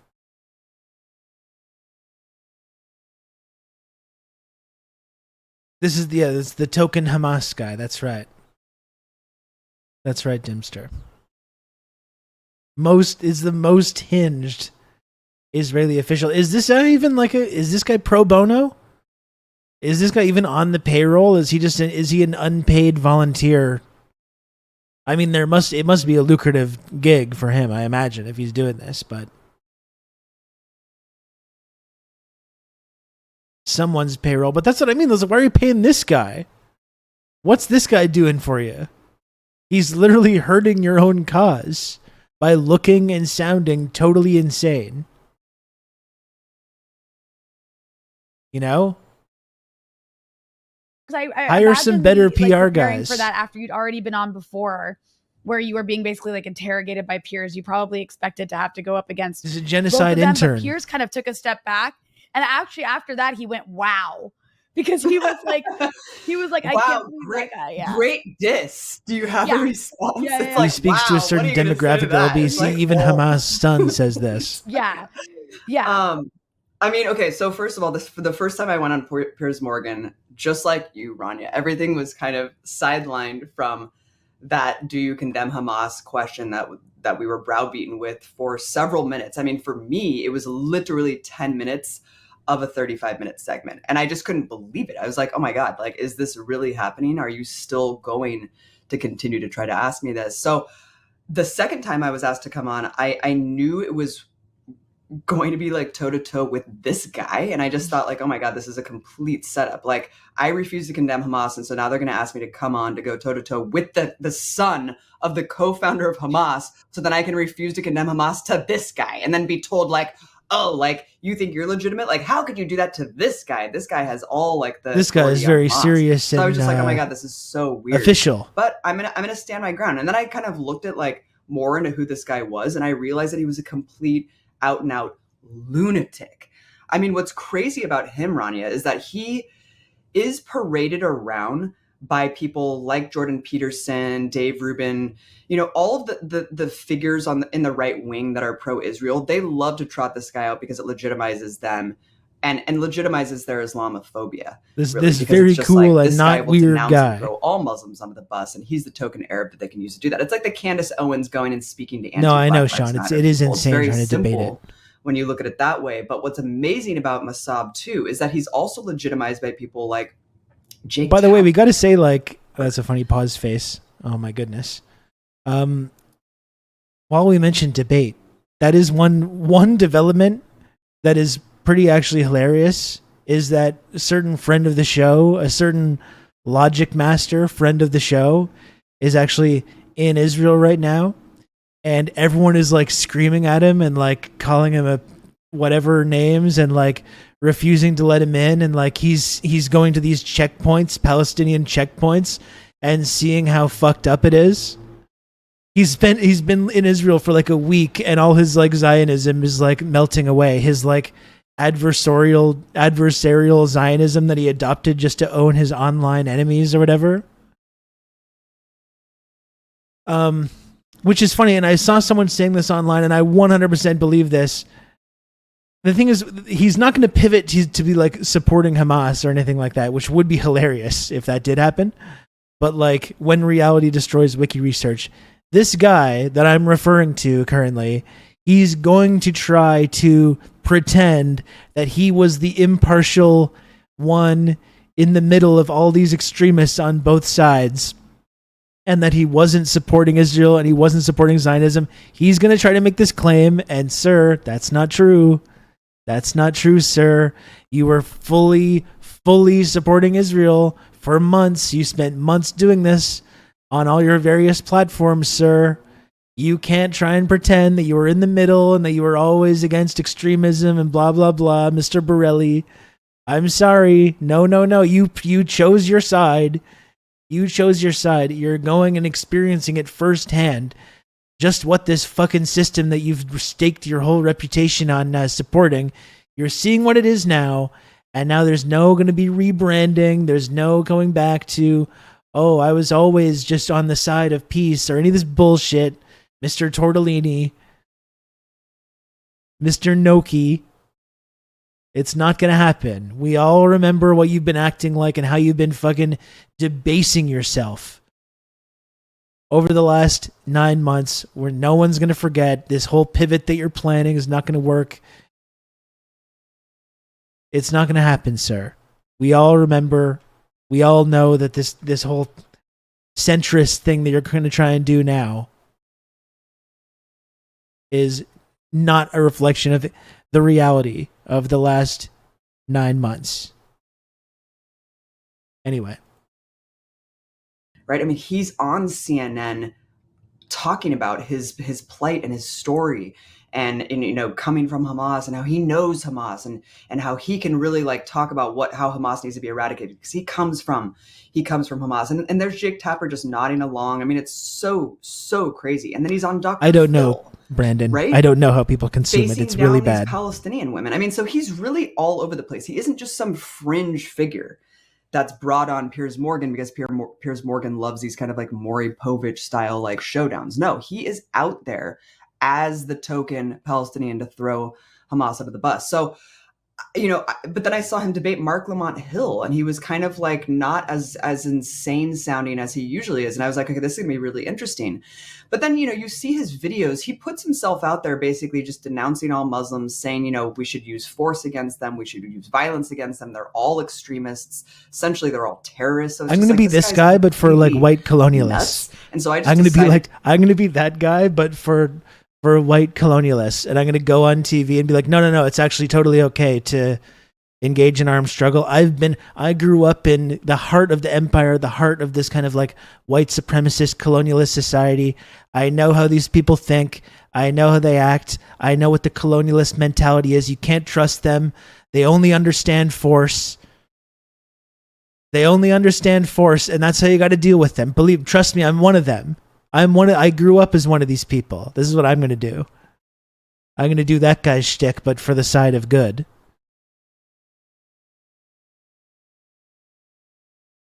Like, I wouldn't say this on Twitch, obviously, and I don't, like, imagine though if someone were to go on any kind of a program, I wouldn't support this, but if someone went on Piers Morgan or whatever other show and advocated for like unlimited genocide on the first world, that would be really fucked up if anyone did that.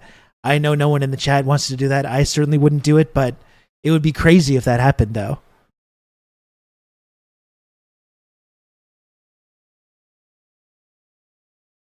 to take that opportunity to completely discredit him and strip him down to what he really is. It'd be so terrible an Israeli spy who if someone did do that. Seriously, because he's completely. But that's the thing. I'm going to be that guy though. Credible. Race traitor Rob. He would be much more interesting if he was, admitted, like if he talked about how maybe Israel was doing horrible things to Palestinians or did employ barbaric policies or at least illegal policies like in the occupation of the West Bank, but he just denies the existence of these things. So it's like, I'm sorry, I can't have a debate with you, dude.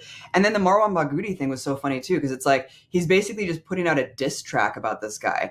And the reason I wanted to bring up this guy is because I wanted to show it's not about Hamas, dude. Right. It's about Fatah.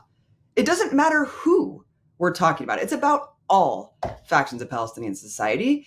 And look, Marwan Barghouti, 20 years ago, he was arrested. He was actually, during the Oslo Accords, he was out there marching for peace. He was denouncing Hamas's suicide bombings, but he also embraced resistance and armed resistance against the occupying forces. And he encouraged Fatah to actually do that and followers of Fatah to do that. So that's why, he's wrapped up into this whole thing and put in prison too, because he was actually trying to voice what is internationally recognized as Palestinians' right for resistance, right? Armed resistance against their colonizers. So it's just incredible. I mean, looking back at this interview and just thinking, wow. And what's even more amazing, Rania, is that when this came out, all of the pro-Israel side were cutting that clip and being like, look at how much he just trounced Abby. Look, he just completely schooled her. And they just kept showing it as if it was some victory. And it's like, this guy is a lunatic, dude. Like, there's plenty of ex-IDF soldiers that are highly intelligent, highly compassionate. They needed a perfect enemy who was ruining the message of Palestinians as barbaric and extremist. And it's really worth pointing this out for all this, like, oh, if only Hamas didn't exist, none of this would be happening. When every single, like, organized resistance group, no matter what their, like, political views or their ideology was, has been attacked the exact same way long before Hamas even ever existed. Are genuine, who you can go out there and have a conversation with that's nuanced. But this guy is the only like Palestinian that they could find to throw the entire people under the bus. And it really says a lot about Israeli society. I think that this is their guy. Yeah, I think that's definitely right, because also when it comes to, I like this race traitor Rob idea. I'm going to go on Chinese media. All Palestinian factions, not just Hamas. And it's when I'm going to go on Chinese media, it's about denounce white people. They can deal with are those that are willing to completely submit. So, and even that's not always enough, by the way. I mean, look how they like want to defund the Palestinian Authority, which is like basically like created by the Americans to collaborate with the Israelis to like police Palestinians to make sure there's no resistance to Israeli colonization. Whose son will I be? Even I don't the Palestinian know. Authority, I can figure that out later. I can fill in the blanks later. Enough for Israeli society now. So like all they can go with is people like this guy. And it is crazy that he has such a mainstream platform. I didn't realize he'd been on Jake Tapper. I mean, screw Jake Tapper. He sucks. But I mean, he is CNN. A lot of people watch CNN. So like he's getting introduced to people on a massive platform by what's considered serious. When he literally is such a misogynist, he said that you're not fit to be a mother because he doesn't like your opinion. Like that's batshit crazy. Sorry, I don't usually curse on my own show, but like that's just so insane. And he also threatens me later. He's like, you will be held accountable. So there was like it's like when an Israeli spy is acknowledging the fact that you have kids, when I don't really go out there and talk about my kids a lot. I really don't. And this guy was basically being like, I know you have children. Mm-hmm. And on one hand, which is also really scary. And then later he's just like, you will be held accountable. Like he was threatening me on TV. And what's crazy about this also is like Piers Morgan, the problem with Piers Morgan, well, there's many problems with Piers Morgan, but I think a big problem is that he wants to appear as like this sane, rational voice who has these two extremists from both sides. And he's just trying to find the middle ground.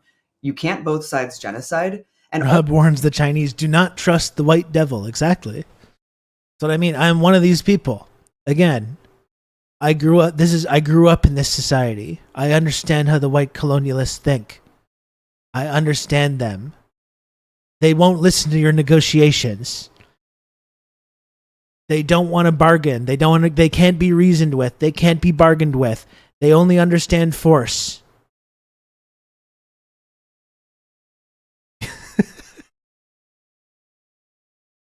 Rob, one of the good ones or so. No, I'm bad too. And that's why I'll volunteer to be locked up as well.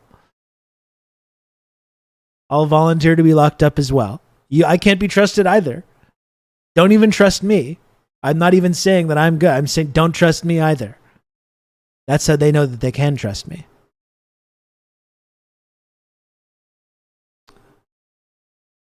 Also, you're putting me, a serious journalist, next to an unhinged lunatic and former Israeli spy, and you're actually saying that these two people are somehow equivalent. And I think that that's really actually a fascinating thing to unpack. Okay, so I'm gonna Wesley Snipes cry when the time comes. That's all I can ask for. That's all I can ask for. Okay, when the time comes, if I can at least get a little bit of, regret, remorse, whatever. That's all.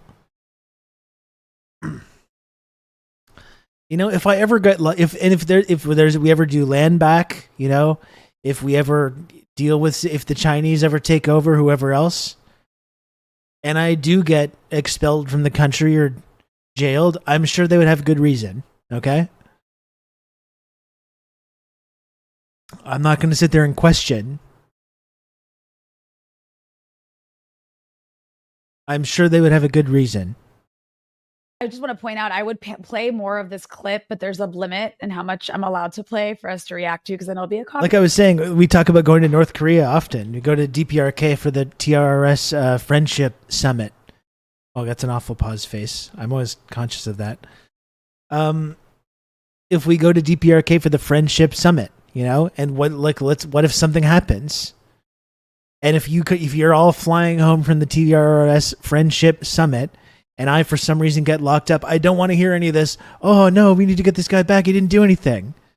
I don't want to hear any of that. It's like, no, I'm sure they had good reason. If they locked him up, I'm sure he must have done something. So,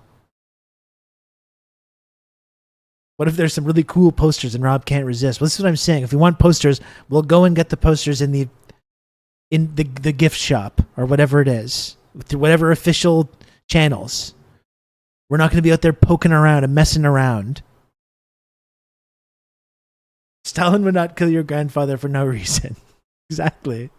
Please be Stalinist grandpa with me if that ever happens to me. Nothing would make me happier. Unpack. It took too long to see through the Western propaganda. I just want to point out, I would play more of this clip, but there's a limit in how much I'm allowed to play for us to react to, because then it'll be a copyright violation.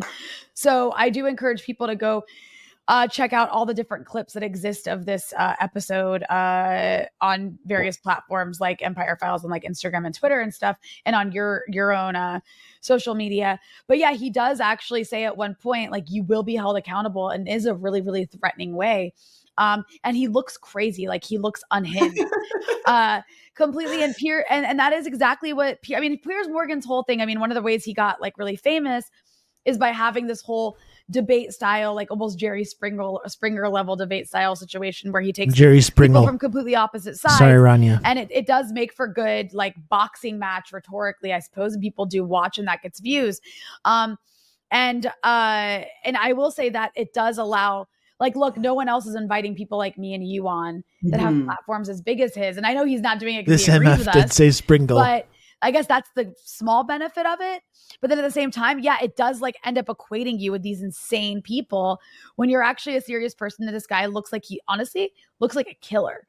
Like his eyes, like, look, I mean, for those who are just listening, this guy's eyes, he looks crazy. He looks like a sociopath. And I imagine, like, I'm not trying to diagnose him here. I'm just saying somebody who can come from a colonized society and be that much of a traitor has zero empathy. And zero, like, he just has zero ability to feel for his own people. So something is actually wrong with his brain, in my opinion. He's not a normal person, and he literally like the friendship triangle. We'd never make fun of someone for a verbal faux pas. And then Dr. Maggot said it's in the contract. Sorry, Tanya. Okay. How many bodies are in the basement, dude? I mean, where are the bodies buried? Yeah, exactly. And I also, so I want to go to something else you were talking about, and that's the fact that you were prepared to go on a second time and be asked to condemn Hamas. And you did a really good job of holding your own when you went on the first time against, it was basically Piers and Emily Schrader, and they kind of both teamed up on you. And Piers does this. He doesn't let you finish your sentences. And like, just as soon as you're getting to your point, he'll interrupt and then he'll demand you condemn Hamas. And that was my experience. But for me, it was like me, him, this random Iranian girl whose name I forgot. But like she, I guess, made her name during the sort of like women life freedom stuff from what I understand. And there's all this drama about her like changing her name and like who her, I don't really care about that. I just think she has horrible politics, and she basically like is just trying to become famous being a Zionist and hating her native country. And so it was her, this woman, Emily Schrader. I love hearing Cena get in the middle of this, like, lose his mind about the Iranian diaspora. This like is crazy Israeli father of a child who had been a hostage, but she was released in the first hostage exchange. And he had actually said something along the lines like he wished she had been killed. And he got a little bit famous for that. I don't know if you remember that. But anyways, he like went on and did like a one-on-one with peers in between the panel and like just said the most insane stuff. Like he started saying that like Palestinians are basically raping the female hostages every single day and like impregnating them with terrorist babies is what he said.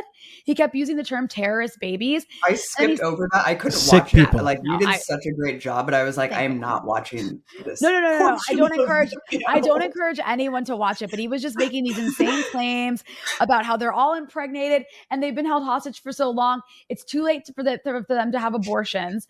So they're going to have to bring the terrorist babies to term. And then like, if they eventually survive, they're going to go back to like Israel and they're going to have people just obsessed with rape. Babies and all these people think about their lives looking at the terrorist baby. He kept saying terrorist babies over and over again. And then he started like fake crying. And then after all this, and this guy had like by the way, he had like a Scottish accent. So like my question for him would have been like, why did you move? Why are you here? Why did you move next to a concentration camp? Like, it doesn't sound like you had to, but anyway. Because like, but so then after this, like, is that the same guy who thought his daughter was dead? Piers turns it to me and he's like, "So Rania, what do you have to say?" Basically, yeah. And I'm just like, I like couldn't even. Dr. Maggot, honestly, like we talked about this yesterday, but I think even like I think it goes even further when you say the terrorist babies thing is verbatim from the Nuremberg trials. Like even in that excerpt that we were reading yesterday. They're saying like these babies are going to become terrorists. They're going to become the people that we need to fight. Whereas Israelis are literally saying the children are just terrorists currently. Like they go farther than what the Nazis said about their undesirables children or whatever. They're going to grow up to hate us. They're going to grow up to fight us. The Israelis are just like, they're terrorists right now. We got to get rid of them right now. Like it's even worse in many ways. Engage with anything. It was just too many lies. And on a show like this too, like there's just so many lies. Like you can't engage with all of them, or else you'll just like get confused. Count on me. You're gonna so you have to just ignore them to talk you through and like all stick this. to what you're there to say. So anyways, I'm sorry. That's like a lot of rambling to set up. I want to show a couple of clips from my episode, and then I want to ask you a couple of questions about the condemnation game. So here's Mondo Michelle. Thanks for 32 months of Prime. Very much appreciate it. Thank you for that. And if anyone else does want to subscribe and support the show, please do. As you might know, I do the show each and every day. Try to make the little number at the bottom of the screen go up. Each and every day that I do this, that's the kind of bargain that we have here over on twitch.tv. If you can count on me. Please subscribe. Old Rob to talk you through all this. Wow, I made it. Just like Max right now, 2 Prime subs. So both Mondo Michelle and Max subscribing with Prime. So that's totally free. If you have an Amazon Prime account, you can subscribe with Prime totally free.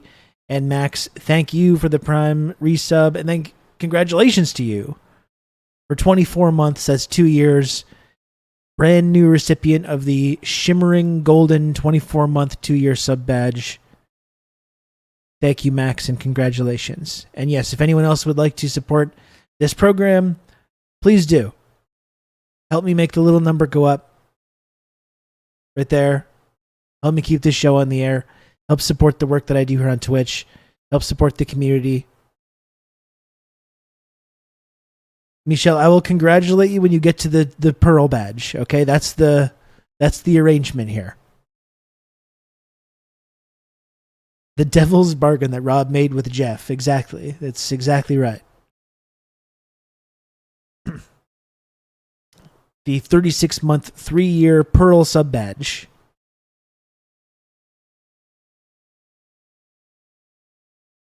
So if you can, folks, please do subscribe. Help me keep the show on the air. Help me make the little number go up. Support the community. Get the tiny little images. I don't know why the rankings haven't changed. I don't know what the hell is going on with Twitch this month, but if you can, please do support the program. Here's the first one. People for many months. Would you then condemn what Hamas did on October the 7th or not? I don't condemn Palestinian armed resistance groups, just like I wouldn't condemn slaves shooting at their plantation. Here's the first one. People for many months. Would you then condemn what Hamas did on October the 7th or not? I don't condemn Palestinian armed resistance groups, just like I wouldn't condemn slaves shooting at their plantation masters. Apparently, Okay. A lot of you would. That wouldn't is actually, condemn Nat I got to Turner's tell you, rebellion. I Rania, wouldn't I have to condemn tell you, Geronimo. I wouldn't condemn the Irish fighting the British. I just want to add one more You've thing just that's become really an important. I elite find it. member of the Friendship Triangle. Thank you very much, Squatch Drew, for 5 gifted subs. Very, very cool.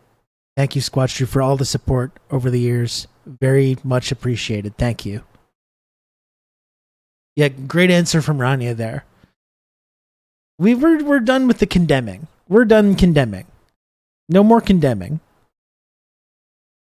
Incredibly hypocritical to I hear condemn Rania not talk supporting about settler TRRS. Thank you, colonialism, Squatch. when in fact she herself is Lebanese, and the only entity that's acting as a colonialist entity in the Middle East is the Islamic Republic of Iran, which has essentially colonized Lebanon and completely destroyed it, that is colonizing Hamas in the Gaza Strip. It's a proxy of the Islamic Republic. They are the ones calling the shot over what goes on in the Gaza Strip and how... And this actually, she agrees actually with a lot of our leftist colleagues who support Palestine, but draw the line at supporting the nation that's materially supporting Palestinians in the armed struggle. So they're in total agreement that it's the Iranian imperialism, right? Hamas rules over the Palestinian people. If that's not colonialism and imperialism, then I don't know what is. Well, You clearly do not know what I'll answer is. that in just a moment. I just want to point out that I'm not at all surprised by anything Emily said, because she herself is a settler, so of course she feels entitled to pontificate about a region that I actually am indigenous to. But to get back to the issue of the hostages. So I Look at the girl on the right. Got her ass. She's like a wax statue. She's just like, she kept just drinking water. She would just literally sorry, I'm going to use my coffee. she's going to a club. It's Iranian why are you dressed like that imperialism. anyway? we're all yelling at each other, and this girl's just well, they all look like they casually- were villains from the Hunger Games. They're all wearing all white. Emily is just nuts looking. I mean, all of them are just completely sociopathic. Yeah. I have no empathy whatsoever. During my debate with Emily, she's seriously laughing to the point where Piers is like, it's not funny, is it? When she's talking about the dead kids, the 13,000 dead kids. It's like, well, she questioned you. She questioned There's you on the Iranian number. She was imperialism like, I don't going believe that on. That's number. right. Yeah. She's so insane. She's basically that woman actually kind of looks like she has Nazi vibes. Oh yeah. But all that. So I the reason I even wanted to raise some of those clips is I do enjoy watching, because I will say this, when I was on, and as I'm sure same thing happened for you, you can't see anybody. Mm-hmm. And you're just listening. So you have no idea what it looks like or how it turned out. So I was really nervous afterwards, because my whole thing was I don't want to yell. I don't want to lose my cool. And I felt like I did lose my cool. And then when it came out, I was pleasantly surprised. I was like, no, I did a pretty good job. But they want to basically did a push very you into good a job. corner so that you do act like an insane person. And on top of that, I'm convinced they kind of darkened my skin, but whatever. But Well, you looked great, and it just showed you how white the other. yeah, Emily I was like, this actually works in my favor if they did darken Emily it. was whiter than me. Right. But I also just I want to go into one particular aspect of this that we've had to both deal with at this point. And, I feel like when it comes into the whole do you condemn? I mean, I can't believe we're even still having this conversation 8 months into it, but I feel like it's really wrong to play into this condemnation game. That's why I think it's important both you and I were able to go on and say, no, we don't condemn, because so many people have gone on, even who are ostensibly pro-Palestine, and they'll go on and they will condemn. And so I personally, and I think you might agree, you'll probably agree with this, I refuse to condemn Hamas or any other oppressed group for fighting against their colonizers. Like, I mean, nobody goes back and condemns slave revolts. Nobody. And slave revolts were vicious. Like, go read about Nat Turner's rebellion. They killed entire plantation families. That's just what happened. Nobody goes back and says the Haitians shouldn't have brutally revolted against their French masters. Nobody says that. Maybe the French say it, but like nobody in like American liberal circles would ever say that. Yet when it comes to Hamas, we have to condemn any Palestinians who fight against people trying to like exterminate them.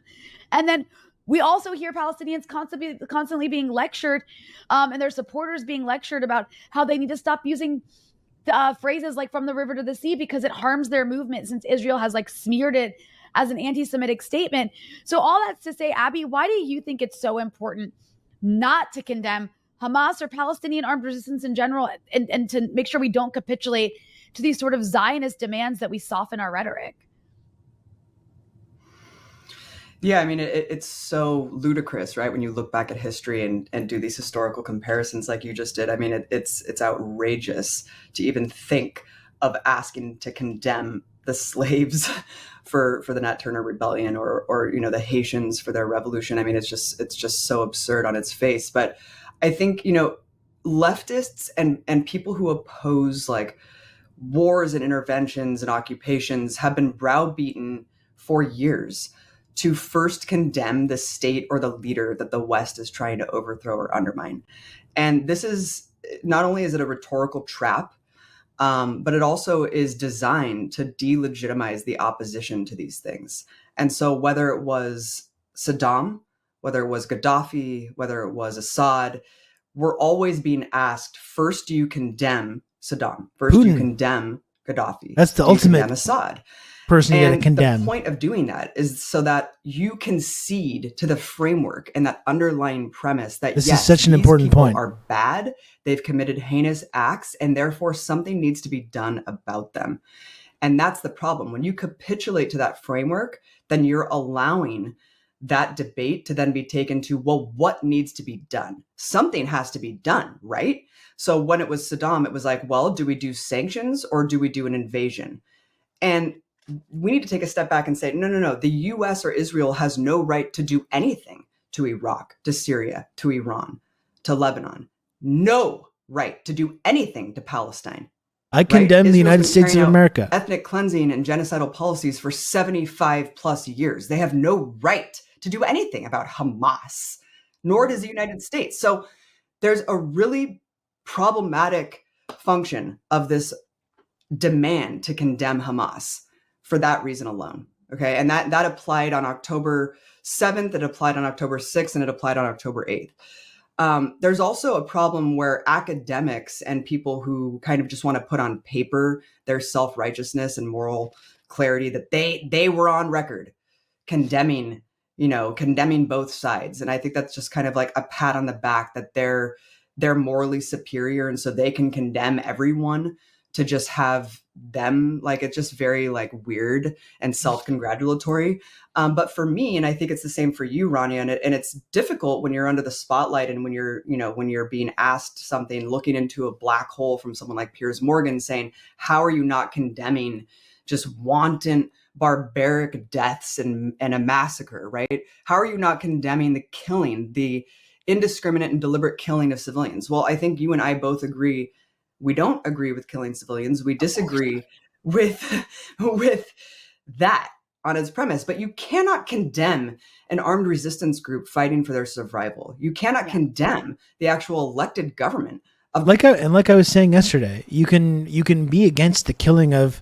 I think the term civilian is a little bit weird in this context, but you can non-combatants, let's say, right? Because a lot of these civilians are members of or at least former members of the IDF.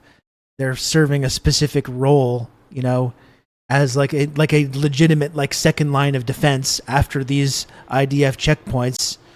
So civilian is a little bit of a problematic term even, but like, non-combatants. You can be against that. You can be against the killing of non-combatants. And like I was saying yesterday, you know who I blame in these moments when non-combatants are killed? I blame the colonial occupying power that's putting them in harm's way and creating the conditions for these violent uprisings to happen. It's pretty easy. That's who I condemn. I condemn Israel for putting those people in that position. And the United States. It's not mutually exclusive. You can be against the killing of non-combatants and recognize why they are being killed in the first place. And who's responsible? It's Israel. It's Israel. It's the colonialist occupying power that's created those conditions. They're the ones that are responsible for it. Group fighting for their survival. You cannot condemn the actual elected government of the Gaza Strip, the infrastructural body that has provided people in Gaza with aid, with food, with their lives, with the means and the capacity to live. Oh, but they're a terrorist organization, though. But what about that? What about their... because the fucking United States, the grayest purveyor of terrorism in world history, the greatest purveyor of violence and war, determined that they were a terrorist organization. Guess what? They don't get to make this designation. The United States is the terrorist organization. Israel is the terrorist organization. They don't get to make this distinction. No, again, just look at the map. When you get into this argument, just look at the map and who recognizes Hamas as a terrorist organization. Guess who it is? Guess which countries it is. Do you want a little spoiler? It's the United States, Canada, Australia, and all of the rules-based order, the West, all the predominantly white European, formerly or currently colonialist countries. That's who it is. It's the same map. It's always the same map. And if you ever find yourself on that map along with all those countries, you fucked up. The Fourth Reich, that's what it is. You can see what the Fourth Reich is. You can see it in that map. Mandela was designated as a terrorist until 2008. If these guys called Nelson Mandela a terrorist, the rest of their list is automatically suspect. Yeah, and they called Fidel a terrorist, And in fact, I have a really great Fidel quote to look at about this very subject. In fact, we could maybe even look at it right now because it's pertinent.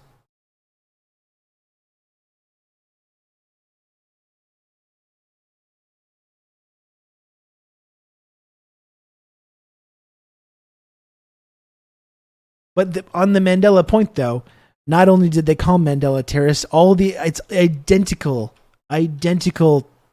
framework when you talk about going back in history and talking about the ANC and violence in South Africa, armed struggle in South Africa.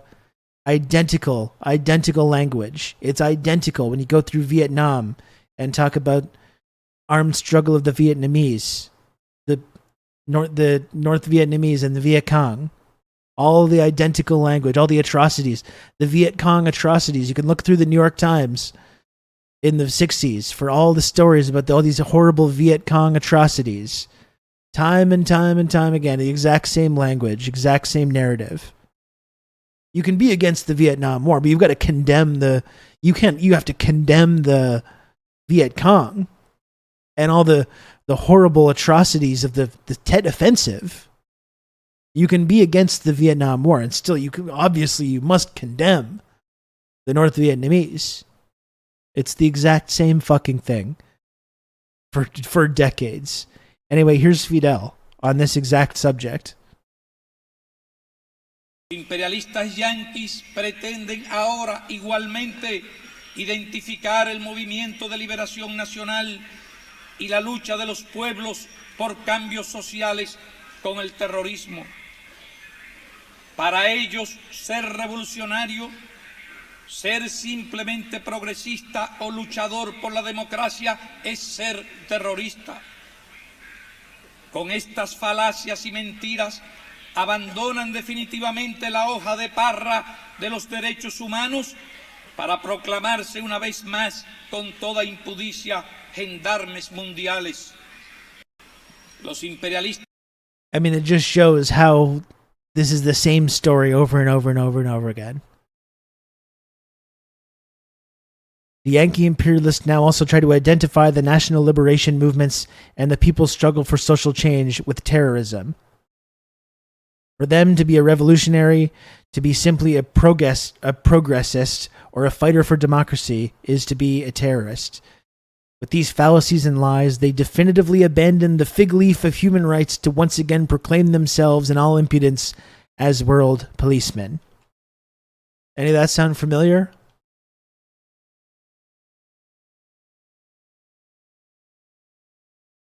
Under a barbaric siege for years and years. And you certainly cannot condemn 8 months into a genocide the only people that are standing in the way of the complete obliteration of the Palestinian people. Hamas is what is standing in the way of putting Palestinians in mass graves and the genocidal army that's on the ground. So no, we're not going to condemn Hamas 8 months into a genocide, nor would I condemn them on day one. And, you know, it's really unfortunate because now we're being asked, you know, when peers and other people do this, it's all about conceding, Rania, and it's all about saying, yeah, something needs to be done about them. And I think we both agree that Israel has no right to do anything. Yeah, exactly. And I want to just to add on to what you're saying, because you made this point really well the first time you were on. Do you think Piers is watching this, by the way? If you are, hello. You know how funny it would be if he like sat down and like, you know, it'd be funny if Piers became a Hamas supporter. But no, I mean, in all seriousness, the first time you were on, you made a really good point of bringing it back to Israel's created the circumstances for this. So yeah, I don't want anyone to die. You don't want anyone to die. I would love for no one to die. That would be fantastic, which is why we want to get rid of the reason people are dying. And that is this military occupation and colonial apartheid system. And like anybody who dies on either side here is on Israel's hands because they have created the situation. Just like, i.e. the exact opposite of the way that it's framed in our discourse. It's very apt. Just like if like there's a slave revolt and a bunch of plantation families are killed, I blame the plantation system for that. I don't blame the slaves for fighting people who are literally like taking away their freedom. So that's why we're talking like that's, and all of this is a distraction from that primary fact, like that primary fact, which is that this is the source of all of this violence that you claim to hate so much. So why aren't you talking about the source of the violence? Instead, you're talking about the people fighting it. Like, give me it's such a reduction and it's such a false equivalency because they want to reduce everything to Hamas bad. Israel's taking it too far. Israel needs to do something to respond to Hamas, but what can they do? The problem is, Rania, and this goes back to Israeli society, is that Israel cannot react in a mode of self-defense without being completely genocidal in their actions because they've revealed their final solution. We know the end goal of what Israeli society, Israeli government has set forth with the eradication and the forced surrender of Hamas. We understand what that means. And so when Piers Morgan and all these other people who are pontificating about what capacity should Israel respond? What right do they have? How far should they go? Yeah, they're maybe taking it a little too far, but what could they have done about Hamas? It's like, no. They don't have the right to do anything. We need to take it back to the root of the violence, Ronnie. And that's why I'm really happy that you did that as well, because there is no equivalency. There is absolutely no equivalency. And so to reduce it down it's the same reasoning as most things in the West. It's your individual choices that put you there. It's true. We see how like our minds have been colonized by this kind of like mentality. And we apply it to everything. Functional and really just obfuscates the actual reality that anyone can see who studied this. The people who are on record being like, I condemn Hamas for doing this, and like, yes, I also condemn the Israeli government for taking their response too far. It's like they want to appear legitimate in the eyes of the ruling class. So you have like, I mean, people like Naomi Klein, you know, out there being like calling pro-Palestine protests right on the aftermath of October 7th, like pro-Hamas rallies. And it's really kind of grotesque because those people really do want to appeal to the ruling class and they're very desperate for legitimacy in their in those people's eyes. And I think that's really kind of offensive to liberation struggles in general. Abby, you made a really good point about what all of this means about Israeli society. And last time you were on, we talked about some of the reporting that you'd done from Jerusalem in the past, where you just kind of recorded Israelis being insane and genocidal and how normal it was. But that was like, almost a decade ago. And now here we are in 2024, and we see crazy rhetoric from not just regular people in the streets, but like the defense minister has no problem being genocidal. The prime minister has no problem being genocidal. I mean, the South Africans built an entire case around genocidal intent. Yeah, the genocidal intent. We were talking about that yesterday. Very cavalierly made by one Israeli official after another who's responsible for prosecuting this war. And then we see it's trickled down to the population, because we see they're very confident in themselves and totally comfortable posting these videos to TikTok where they're like committing war crimes openly, happily. Here in Lebanon, anybody who uses a dating app in Lebanon, actually, like the GPS, disruptors that the Israelis use have caused problems with GPS. So you see a lot of Israelis on the dating app in like Beirut, and it's like they're wearing their uniforms, and they're like dating apps are already pretty grim prior to that. Yeah, they're like excited to show you they've been genociding. And also other people posted Israelis on dating apps, like basically, photographing themselves in front of lingerie. They put that on dating apps.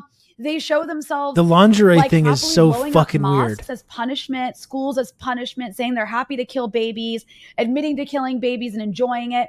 Like, this is a society so scarily high on hate with no red lines.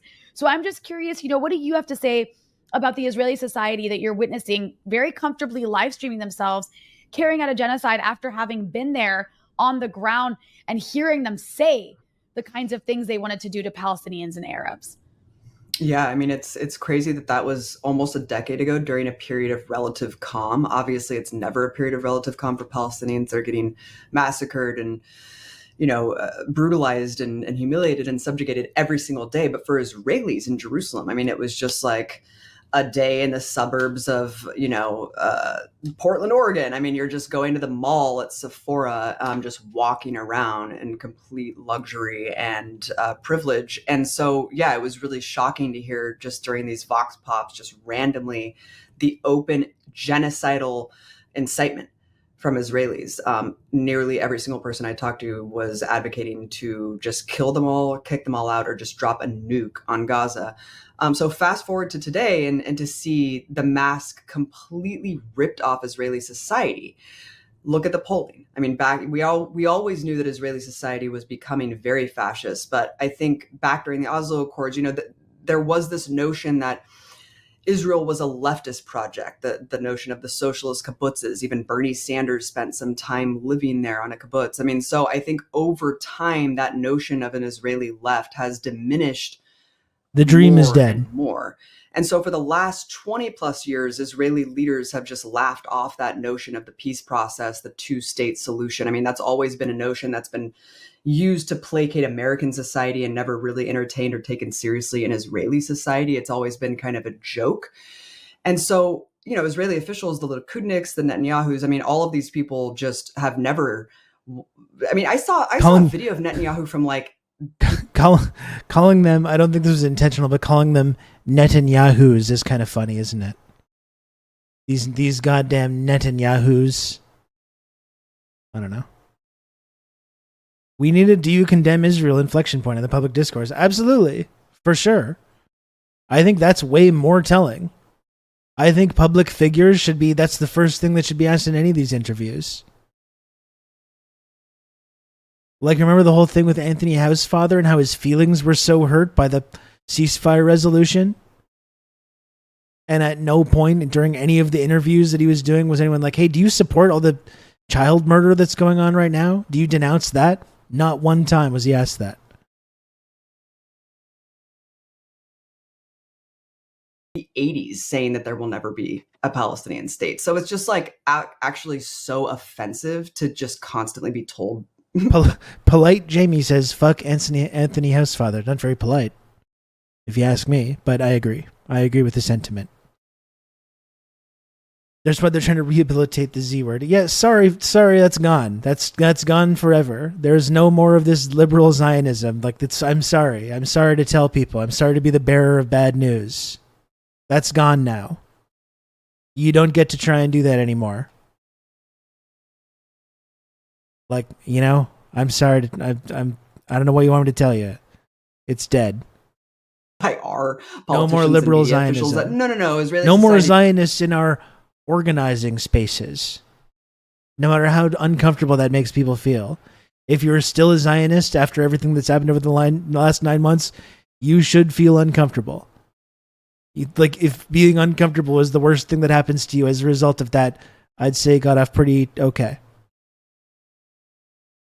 Yeah, the latest iteration has ruined that image. Whatever possibility there was, and I didn't agree with this prior to October 7th, but I guess it was still like you could still kind of get away with this kind of positioning, this liberal Zionism. That's gone forever though now. He really does want this. And no, it's just Netanyahu. Netanyahu's the Trump of Israel. When really, we know that Trump was essentially one of the most American representations. You're not pulling the rope in the same direction. He's not an aberration. He's actually perfectly crystallizes the problems, the deep-rooted problems of our sick serial killer society. And so it's the same thing with Netanyahu. Netanyahu is a perfect example of what Israel really is. Israel has become fully fascist, Nazi, genocidal society. Look at the polling. Over 90% of Israelis agree with what's going on. They have, for every bloodletting in Gaza, every time that Israel decides to mow the lawn, the majority of Israeli societies, the vast majority of Israeli citizens agreed with that, Rania. And the numbers just keep ticking up and up and up because, look, in the wake of 9/11, we saw the mask ripped off American society, the disgusting patriotic fervor and unquestioning nationalism. And we're right back where we were. Ripping out their reptile brain and just wanting to incite racism and violence against Arabs and Muslims around the world. That is nothing compared to what we're seeing in Israel. Their 9/11, which was October 7th, has just basically given them carte blanche to just become who they always were, Rania. It's a society built on ethnic cleansing. It's a society that you need to espouse the most dehumanizing, racist views possible in order to justify these policies. If you're an Israeli citizen and you're living in Israel 20 miles away from a concentration camp, if I was living 10 miles away from Auschwitz, I wouldn't be able to be there, right? So you have to grow up from cradle to grave hating Muslims, hating Palestinians with such a deep-seated hatred that this is justified, that it's justified to throw them in a cage and deprive them of clean water. You have to think they're barbarians and you have to think that they're animals.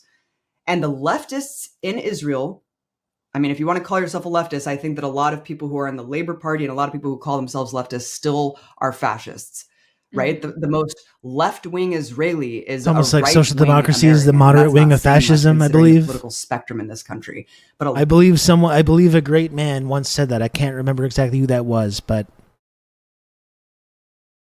he really was cooking with that one. A lot of left-wing Israelis, a lot of anti-Zionist Israelis who are actual leftists who disagree with these horrible policies have fled because a lot of them can. Why would you want to live in a fascist society? I wouldn't want to live in Berlin in 1930. No. I just wouldn't, right? I would get the fuck out of there. So I think that it speaks volumes just to be an Israeli and to be, living, you're living adjacent to the West Bank and this crazy military occupation and living adjacent to Gaza. But I think that especially now, less than 2% of Israelis think that Israel's used too much firepower after they've completely obliterated the entirety of Gaza 8 months in. Rania, what does that say about the society? But let's not take this anecdotally with just polling, because we know polling can be skewed. Where are the protests? Where are the protests? It took months for a handful of Israelis to go out in the streets. Maybe not months, maybe a couple weeks for 5 to 10 Israelis to go out in the streets to oppose the genocide. And let's go back to what you just said when we first started this. A couple weeks in, and already babies were being starved, thrown out of incubators, hospitals bombed. Where were the Israelis opposing this? So when there's no opposition in the streets, yes, and Israeli society is so fascist that they're arresting Israelis. It's scary to be a leftist Israeli and go out there and oppose this war.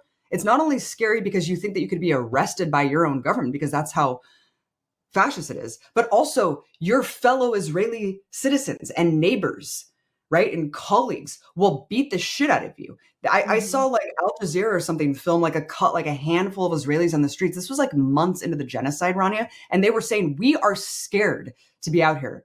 We're scared for our lives because we could get beat up. We could get assaulted. Two queens, absolutely, Lynn. So it is so constrictive. I mean, politically and also just like vocally. I mean, you don't want to just speak out because you're so scared because of how fascist everyone around you is. And so it's this group thing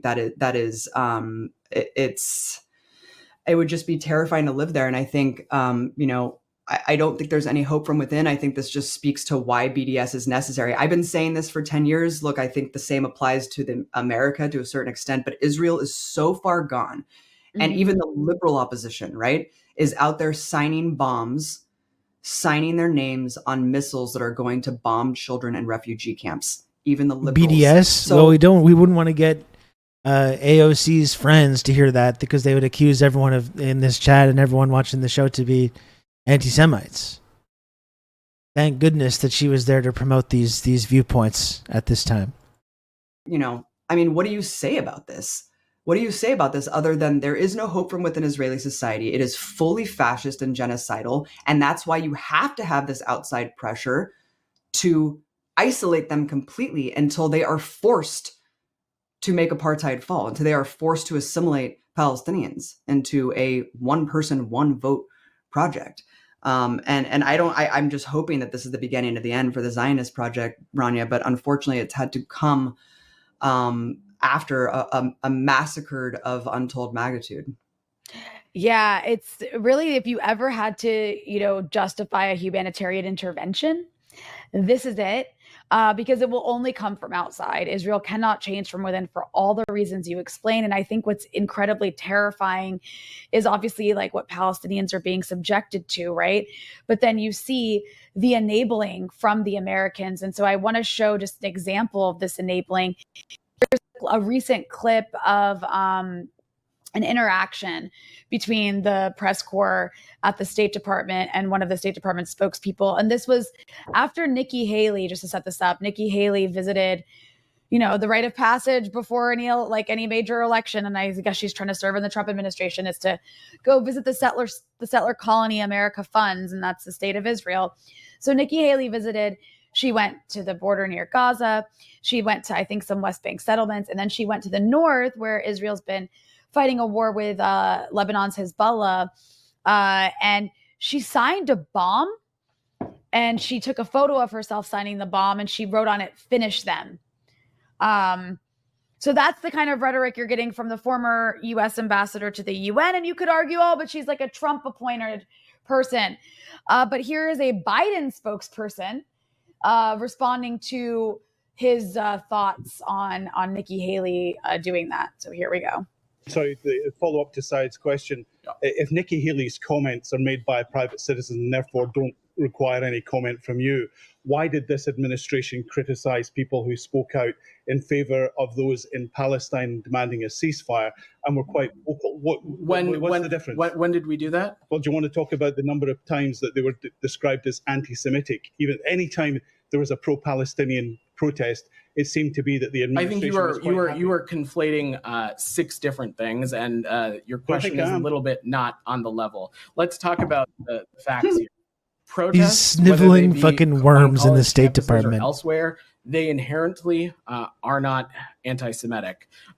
It's the same thing with the AOC thing. It's not inherently anti-Semitic. It's just every single example of it happening is. In theory, these protests aren't anti-Semitic. In theory, it's not anti-Semitic to just be against Israel. But in practice, though, yes, it is. That's basically identical to what the state is saying, and it's what, like, you know, AOC's friends were saying in that live stream. Of course, over the course of these protests, been imagery, there have been chants, there have been slogans, there have been signage. Ooh, the that slogans. Has been, anti-Semitic.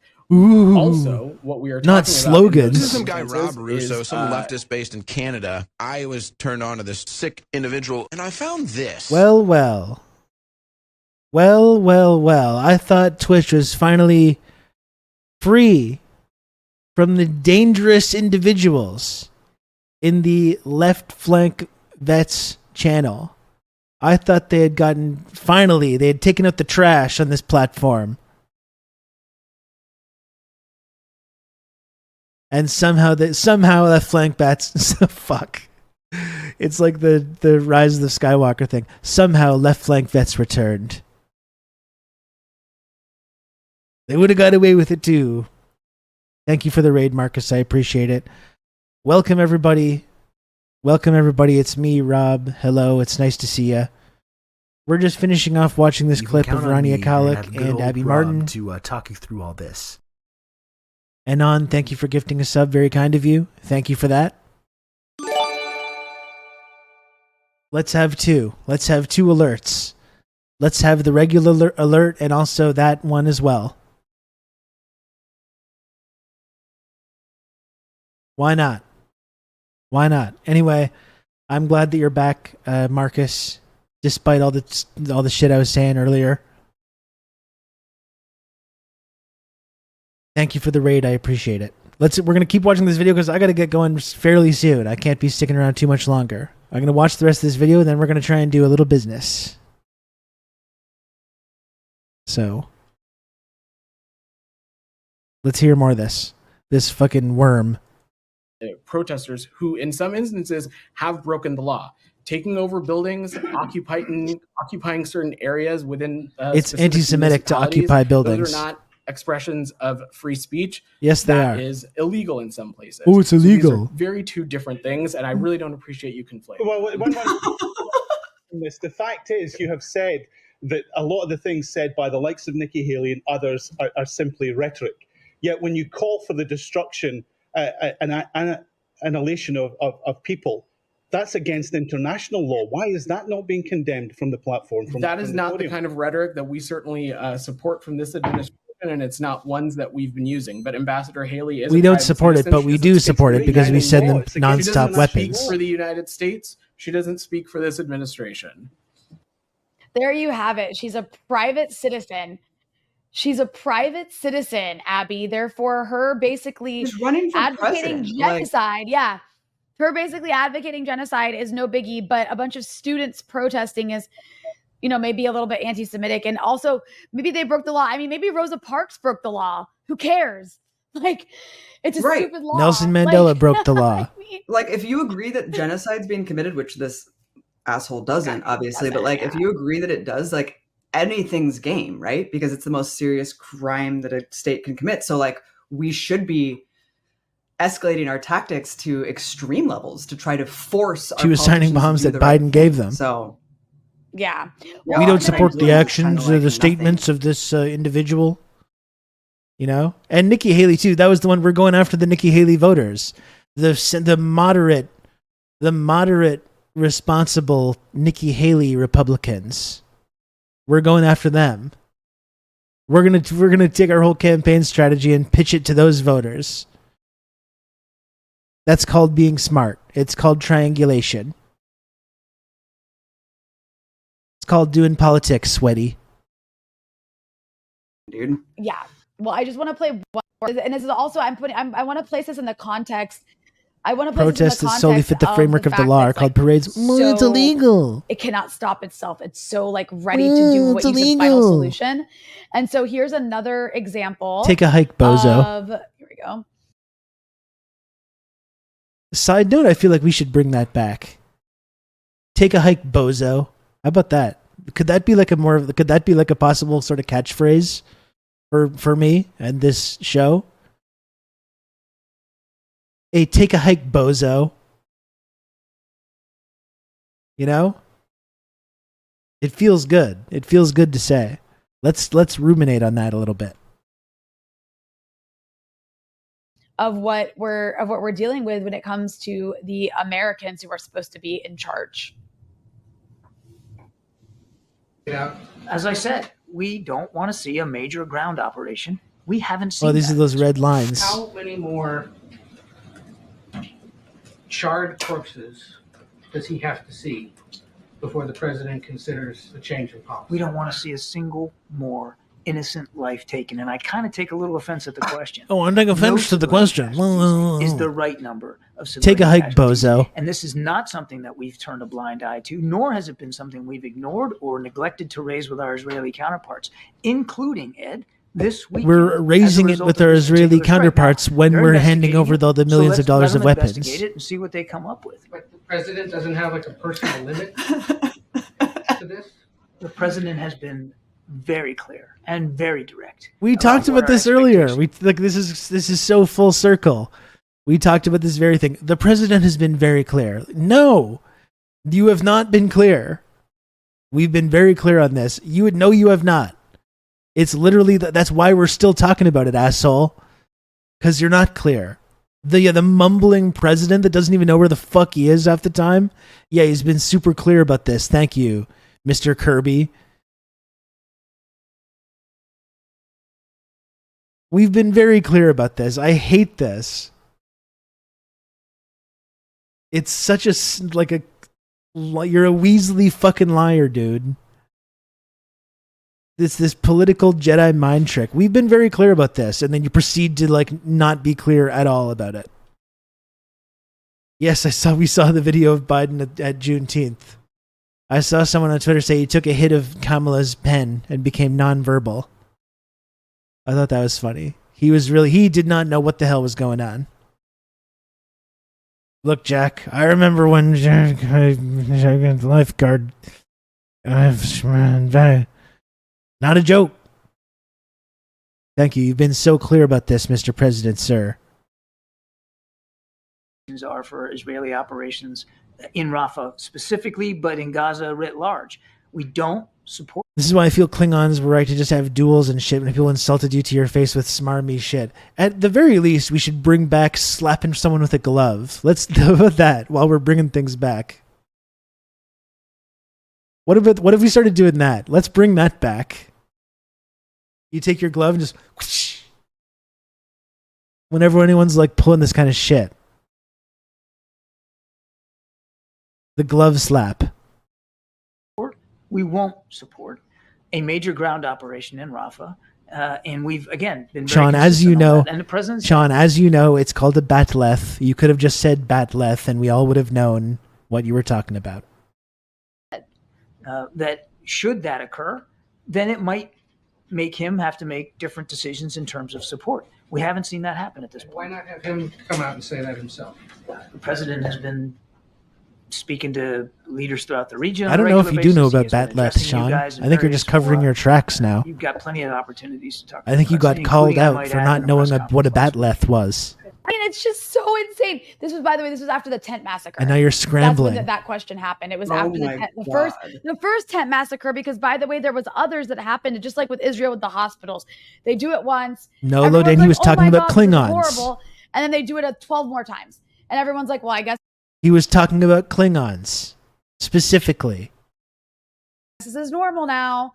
And the same thing is happening in Rafah. They're just massacring refugees in tents to the point where it doesn't matter.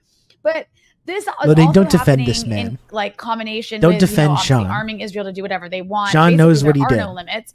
And then on top of that, you have, mostly from Republican members of Congress and senators, you'll have statements like Republican Congressman Max Miller was on Fox News a few months back and said we should turn Gaza into a parking lot. You had Lindsey Graham more recently essentially say we should nuke Gaza, just like the Israelis should nuke Gaza, just like they should be allowed to, just like the Americans nuked Hiroshima and Nagasaki. And that he said that over the anniversary of those atomic bombings. But all to say, yes, this shows Israeli society is unhinged, fascist from top to bottom. I don't believe American society is fascist from top to bottom, but from top, what does this say about American society and the American government? Yeah. I mean, Yeah, I mean, the mask has been fully ripped off from the bipartisan consensus of just white privilege and the complete dehumanization of brown people yet again.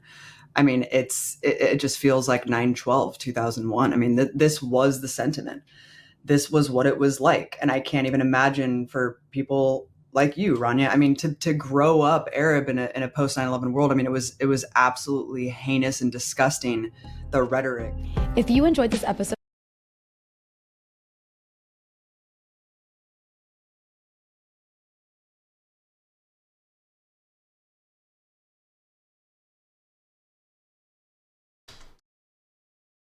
please support Rania's work at Breakthrough News. Has been such a vital resource over the last, really as long as I've been doing this show. It's been a hugely vital resource, definitely over the last 9 months as well. And that was a very good conversation. I do have to get going soon, folks. I got to get going. I'm sorry. I missed my 12 at the latest start today. I was having some health issues, so it wasn't entirely my fault. But I do have to get going soon. And if you may notice, we are a mere 19 subs away from the sub goal. As you may know, folks, the only way that I'm able to keep this show on the air each and every day, TRRS, the only way I'm able to do it each and every day is if the little number at the bottom of the screen goes up. I'm trying to make the little number go up every single day. So if you can, please do support the work that I do on here. Support the community. Get access to the tiny little images and emotes. Some of the very best tiny images on the entire platform. Weenus, thank you for the gifted sub. Very kind of you. You can count on me. You're going to have good old Rob to talk you through all this. Thank you, Take Hero. I guess TRRS Rob Knife. Thank you, Take Hero, as well for the 22 months. Rob has been very clear that you need to subscribe to this channel. And we're halfway to the sub goal. That is wonderful. I believe I've gotten to the goal every day this week. I can't quite remember if I think on Monday we did. I think we got there on Monday. So what a run it would be. What a run it would be to get to the sub goal. Can you imagine getting to the sub goal every day this week? Can you imagine that? I know. It sounds crazy, but it's more likely than you might think.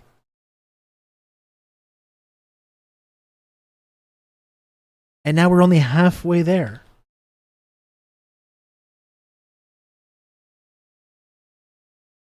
We're already halfway to the goal. So, folks, if you can, please subscribe to TRRS. $5 a month. It's, if you have an Amazon Prime account, you can easily convert that to a Twitch Prime sub, totally free. And remember, if you gift 5 subs or above, that does instantly rocket you right up to the very top of the friendship triangle system. That's Twitch's only 2-dimensional, triangle-shaped friendship access and trickle-down clout tiered reward system. Bring back squibs. That's the main takeaway of the last couple of days.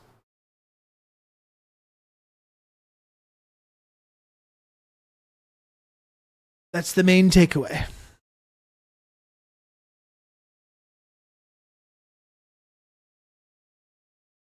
Squib the planet.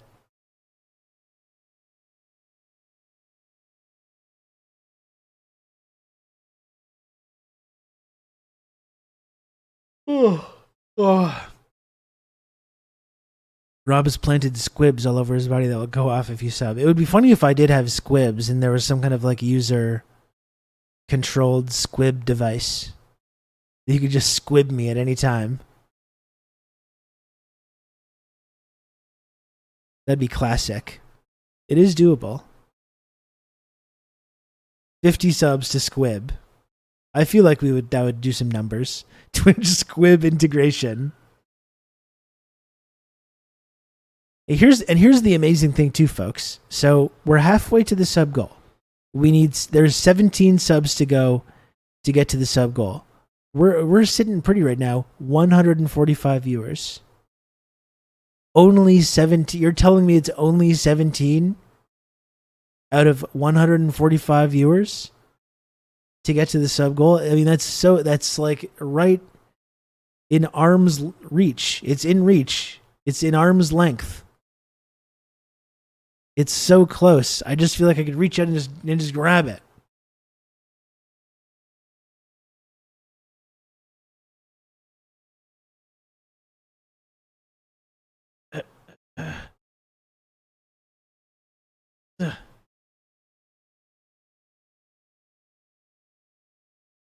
You can count on me. You're going to have good old Rob to talk you through all this. Thank you, Top Scruffy, for 38 months of Tier 1. Today and yesterday, I had to run an errand and came back to Squib Talk. What can we say? It's a central plank of the Rob Rousseau ideology. Squib supremacy.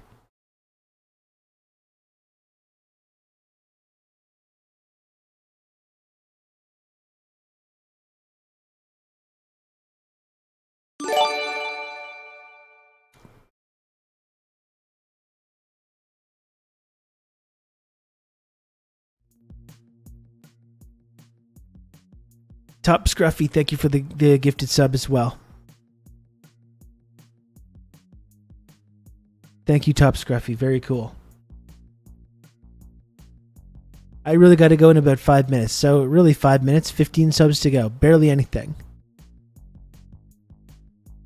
Barely anything. I'm so happy Squibs are getting the attention they deserve. We're a few, but we are legion. The Squib enjoyers.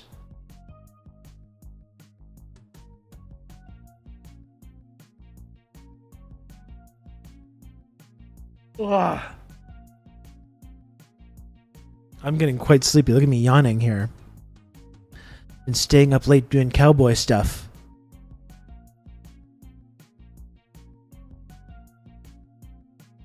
Does that mean anything? Let's not think about it too much, St. Lotus. Let's not think about it too much. I wouldn't worry about it. Slub to rib enjoyers, that's right. Just like the guy in the escalator in Total Recall when he asked for your subs, he's sacrificing himself. Put the poor bastard on the escalator. I always feel so bad for that guy. He gets owned so badly. This poor schmuck. He's just at like the mall. He's just hanging out at the mall. I think I'll go over to Radio Shack. Future Radio Shack. The next thing you know, he's shot like 95 times.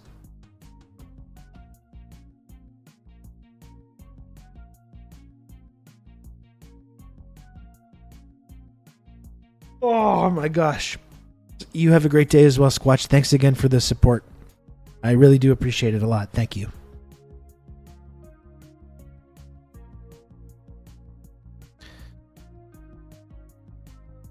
Get an Orange Julius? Just talking about Orange Julius with it was with Mistress of Insanity the other day. I was talking about Orange Julius. Apparently she's a big Orange Julius head.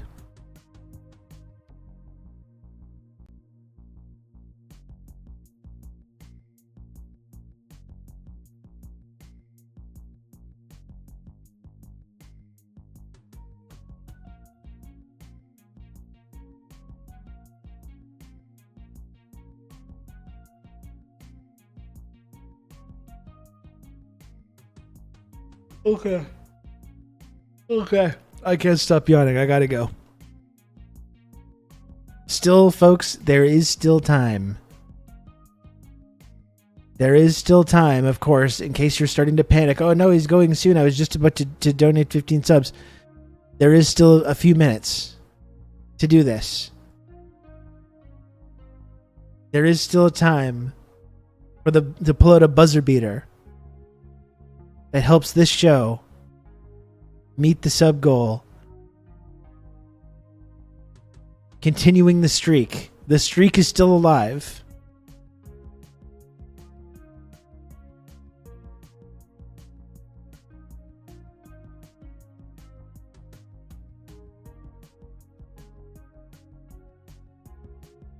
Oh, Jesus Christ. This is too much now.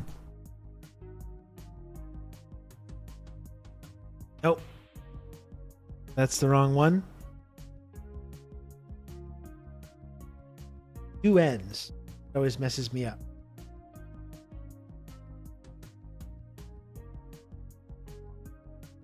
It's apparently Capri Sun Pappy's birthday. Birthday streamathon. So, the raid message going in is Rob Knife, happy birthday. Right? It's Rob Knife, happy birthday. And still about 40 seconds left. Still about 40 seconds left for those subs to come in. And you know what? I think it's going to happen. I think it's going to happen. In fact, I'm just going to sit back. It's going to sit back and wait for those subs to roll in.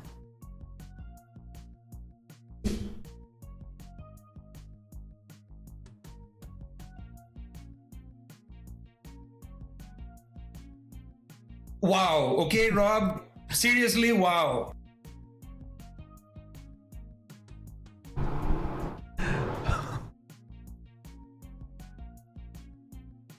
You've just become an elite member of the Friendship Triangle.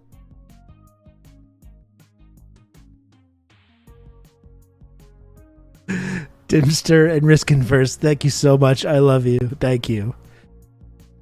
Thank you. Thank you. Thank you. I will see you tomorrow.